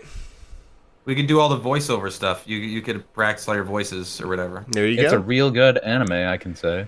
Do you have any? I do know you have it any started voices as a you want to visual novel practice? first, but don't know. What's your guys' favorite character voice that you have right now? Like Show and tell. that I can do. Yeah, right now. I do. I think I do a pretty good The Claw from Inspector Gadget, and I think that's probably my favorite. Hold on, let me. You gotta do it. Let me get it. Hold on, let me get it. Okay, I gotta get in the. Okay. I'll get you next time, Gadget. Wow. That was good. That's really good. I don't have anything that good. Shit. I don't have any popular characters that people would recognize, but yeah. I used to make dumb parodies on YouTube, so I just kind of made up a lot of random voices. Give And us usually one they're of them. just changing tones. Like sometimes I'll just sound extra happy and try to smile a little more when I'm talking. Or sometimes, What a wonderful day. That's such a or nice sometimes way to you just put have to things. go Oh my like, "Oh, I'm a gosh. chain smoker now" or something. And then you just have to get like slightly angrier. That sounds like you sounded like Hugo Weaving. Like a shit Hugo. That's not very nice. No, I like not to switch between those three because they're easy. not a shit. Well, I actually Not a like shit- to do this one too, just because it sounds weird. That's good, dude. I like that one. For the record, I did not say a shit Hugo Weaving. I said shit, comma Hugo Weaving. Oh, you didn't. You have to say the commas, or it won't be actual, Sorry. like grammar and punctuation. Yeah, this isn't period. text, Jose. You got to be clear. Sorry, I didn't mean a shit Hugo Weaving. I meant shit. I couldn't remember his name, comma Hugo Weaving. There you go. I thought you were about to Thank you. put on the Guy I Fawkes don't know mask. who that is anyway, so it's fine. I used Agent used to be able Smith. to do like Kermit and Yoda, but I can't anymore. Kermit I've the had Frog puberty. here. Yeah, that's what Wow, happens. I'm impressed. All right. Well, Soza, what do you have planned? what do I have planned? Well, if you tune in to Twitch about 9:30 tonight, Oh, we're no. doing Metal Beer Solid, the twin drinks. Shit. Yeah, we're gonna shoot our guns in the sky. Pew pew pew. I'm gonna be playing. America. I'm gonna be playing. I don't have it next to me. I'm gonna be playing Metal Gear Solid: The Twin Snakes. That's not it. Anyway, but what we do is we drink beer while we're playing it. And the first time I did it, I got to a point in the game where I feel like the developers put in a failsafe so that drunk people couldn't progress, like it was an anti-drinking game. So I just had to turn it off. Is that So where he Gene kept was being just like, you're exploded going by to lines? experience my story, even if it's weird. And That's not a game I want to play. so the second time I decided to stream it, I drank again, and I drank a lot more that time, by the way. And I got to there was a spot in the game where like there was something wrong. There was like a glitch or something, so I had to reload a save.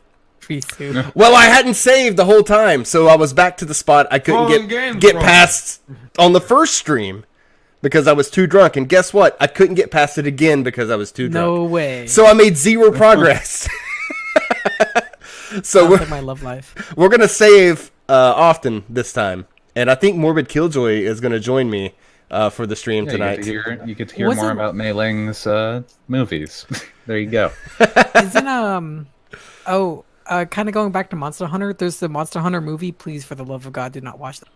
Horrid shit. What about the Final Um, Fantasy Spirits of Whatever movie? Oh god. Well, that I one's love Batman out. Children. That one's out.